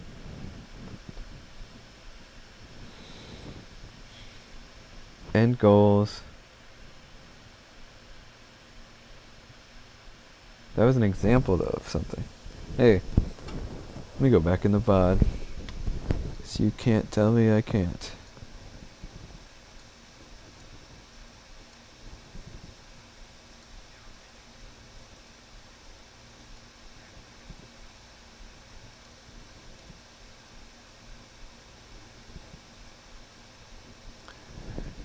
There we go. I was talking about how you write songs for people in a certain headspace, or give off the vibe of that headspace or whatever, or situation. And one of those is like relationships and all the ups and downs. So it's like all this stuff I've been thinking about.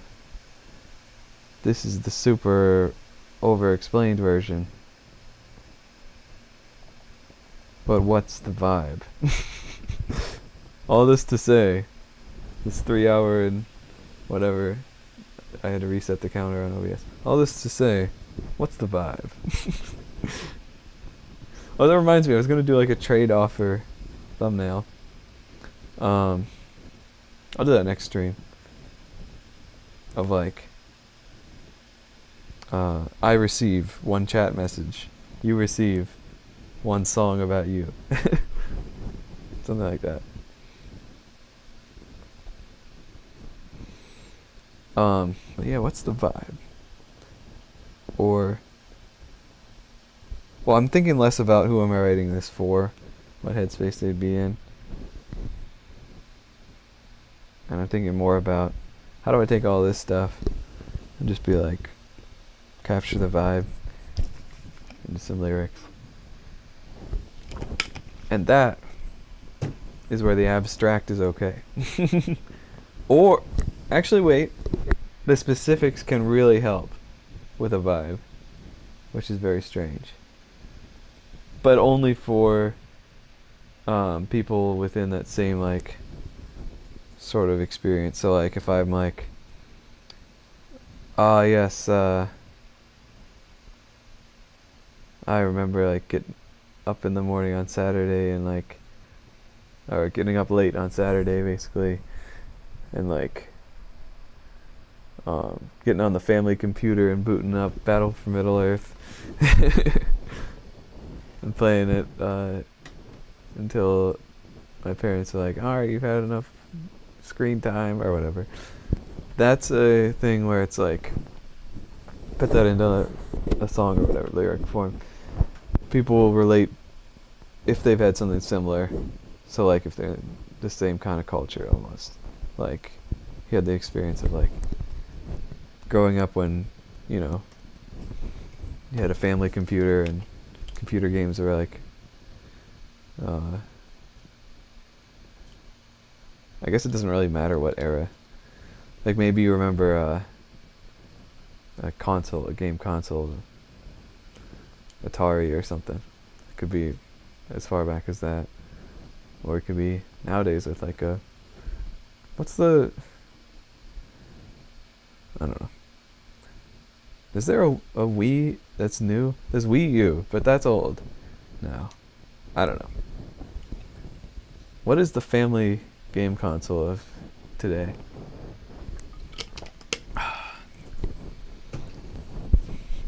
Or maybe everyone just has a Switch now. Or maybe, no, you can play that as a console. Like you can plug it in a TV, plug in a bunch of controllers, or Bluetooth. Yeah, so maybe that's the one. But anyway, the idea is people will relate if they had the idea of screen time growing up.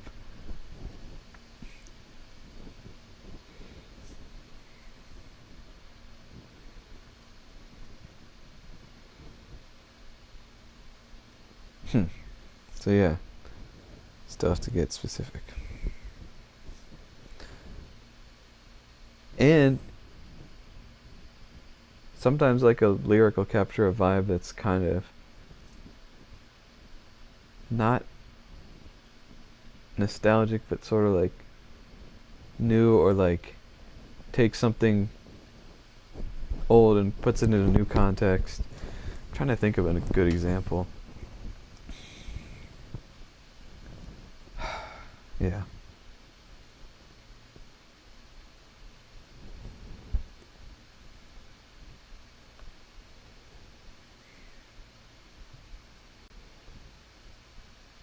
I mean, I guess I'm thinking of my own parody songs, which is kind of cringe, but like I put a vid on but didn't tab out. I mean, it's like the whole thing of that one, that whole song. It's just like about having a day where you're just vibing out, and there's just like different stuff you're doing, vibing out, watching streams, vids, whatever. Wow, vids. I feel cringe just saying that, but like, I don't know.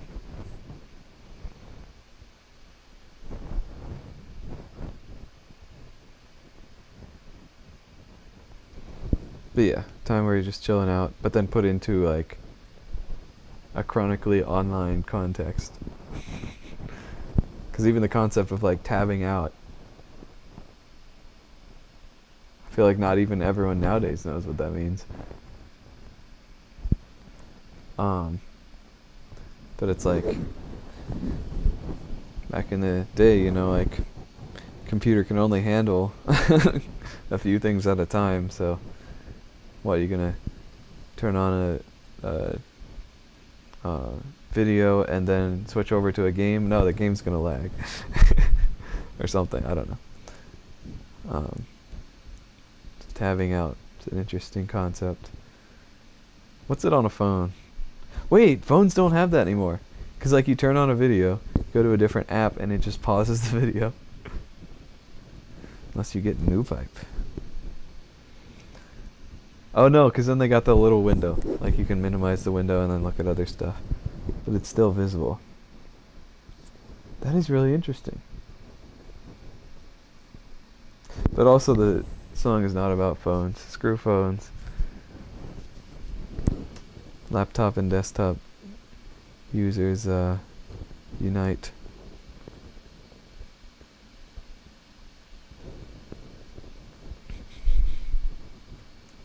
There's something that just hits different using a laptop than a phone.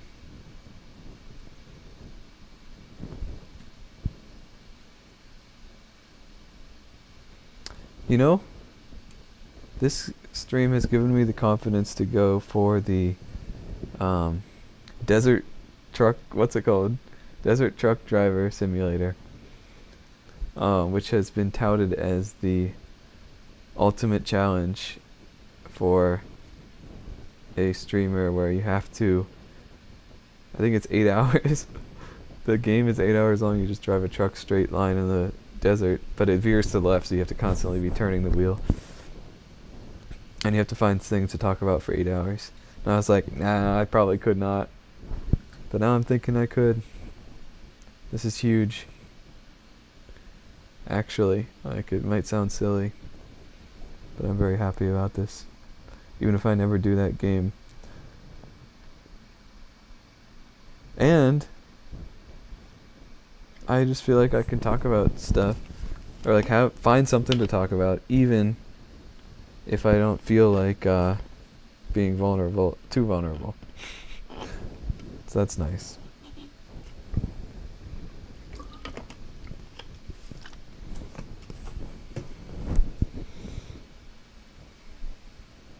See, that's the thing. I've been trying to focus on the positive more. Because in these kind of thought processes, I had this subtlety where I would always kind of approach things from the standpoint of like self-improvement, in the sense that it's bad now. Like, things are bad now, I need to improve. And now I'm approaching it from a standpoint of like, there's good and there's bad in my situation, and I can talk about both. Super like simple idea, but like I wasn't doing it before, so yeah, it's like now I'm not assuming that kind of any sort of deep dive into my own thoughts and stuff needs to focus or is gonna dig up something bad that's needs to change this and that. Things can be okay while simultaneously needing to change, because that's kind of part of it, is like yeah, things need to change. I really want to, like, do good in the world, and I'm not doing that much. Like, not really doing anything. Um, if I look at it critically. So, but then it's like, it's not helpful to let that dominate my thinking of, I, like, let that turn into, I'm doing everything wrong, I need to improve. Anything about, like, my, how I'm feeling or whatever, it's either bad or surface level and brush over it. It's like, no, there's good in there too. There's good stuff. I need to amplify the good instead of simply trying to avoid the bad. That has been super life-changing. Because it's like, I look back and I'm like, the times when I had something to work towards is the times I did the best, instead of something to run away from or work against. And you can clip me on that. I've always wanted to say that, or not always, but I thought of that a few weeks ago. I was like, it's like, you can quote me on that, but you can clip me on that. There's a certain ring to it. That's another lyric, possibly, that takes something old and contextualize it in something new.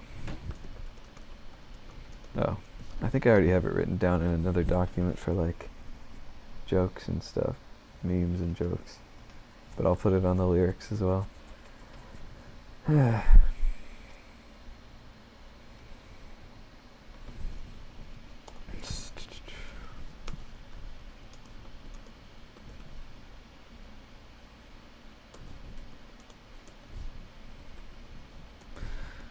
I'm just writing day in the life stuff because I wrote that, but I might not remember what it means later. So start with normal life events, thoughts and feelings associated with them. And this works well with the vibe-based thing of, like, here's an event of, like, the way you describe that event can just kind of create a vibe in the song. It's kind of obvious. Normal life events, thoughts and feelings associated with them, implications, and what it illustrates. I think I spelled on that right, but whatever.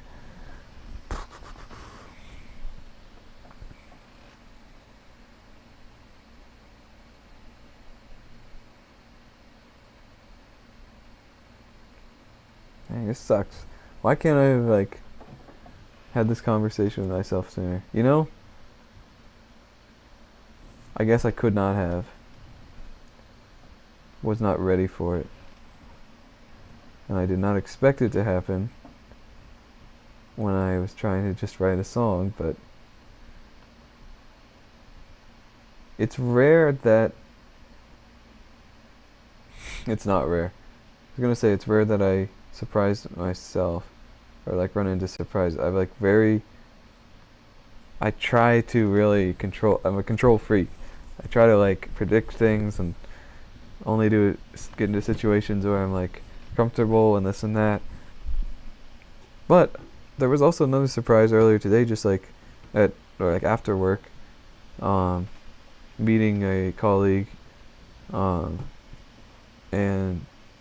like, who I'd never talked to before, someone from, like, a different group, and being like, oh, what are you working on? What am I working on? Just, like, talked for a while just about, like, I don't know, nerd stuff. Computers and programming and music even. So, and it seems like, I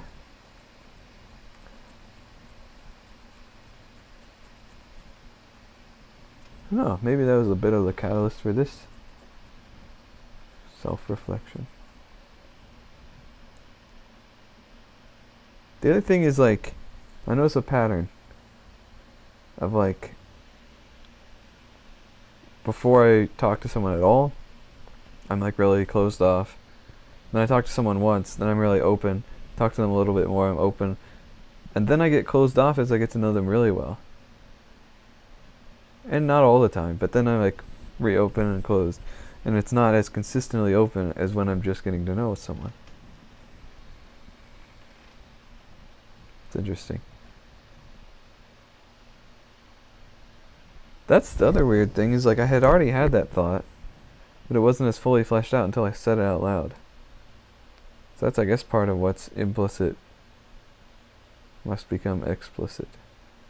It's like in that process forces you to refine the thought a little more. For me, because I'm an external processor. Some people can do it without saying it.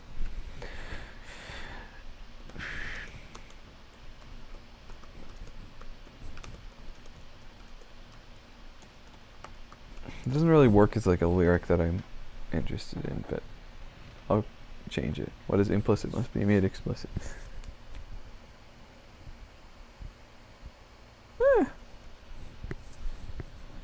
Could work.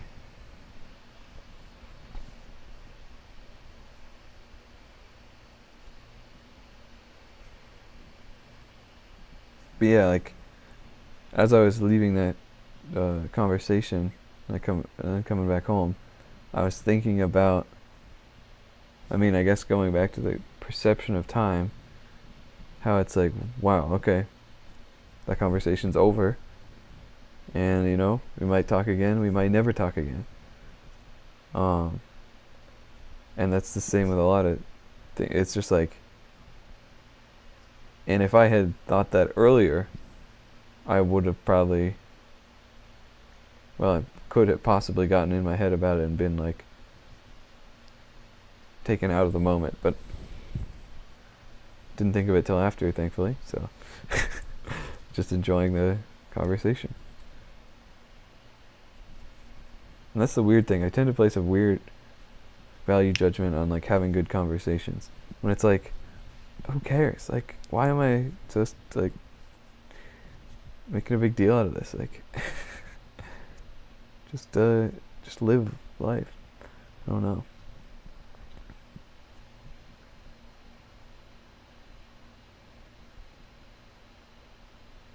And this is the rare occasion, because usually I'm very like making sure that I'm not overstepping or whatever. Then there's a rare occasion where I see something that's like, it's so close. And this is a situation where I am thinking of a specific example. But I don't know, not today. But yeah, I'd say something so close and I'm like, I just did that. And then I don't consider someone else's feelings, which I'm usually way over considering and maybe over whatever. But I'm just like, they have to know this thing.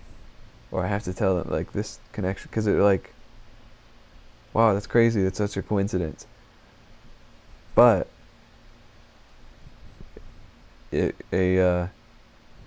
something that's closely aligned, it's not perfect, it's not aligned.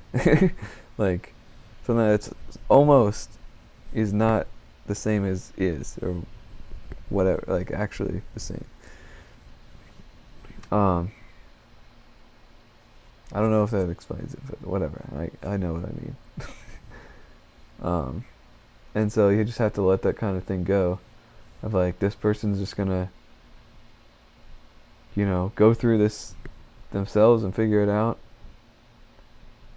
And even though I might have already done that, that's fine that they would just do that themselves. Because maybe it doesn't take them that long anyway.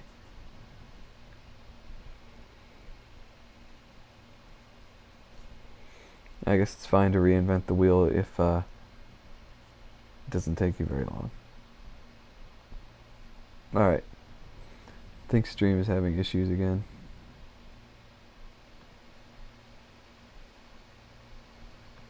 No, it's still working.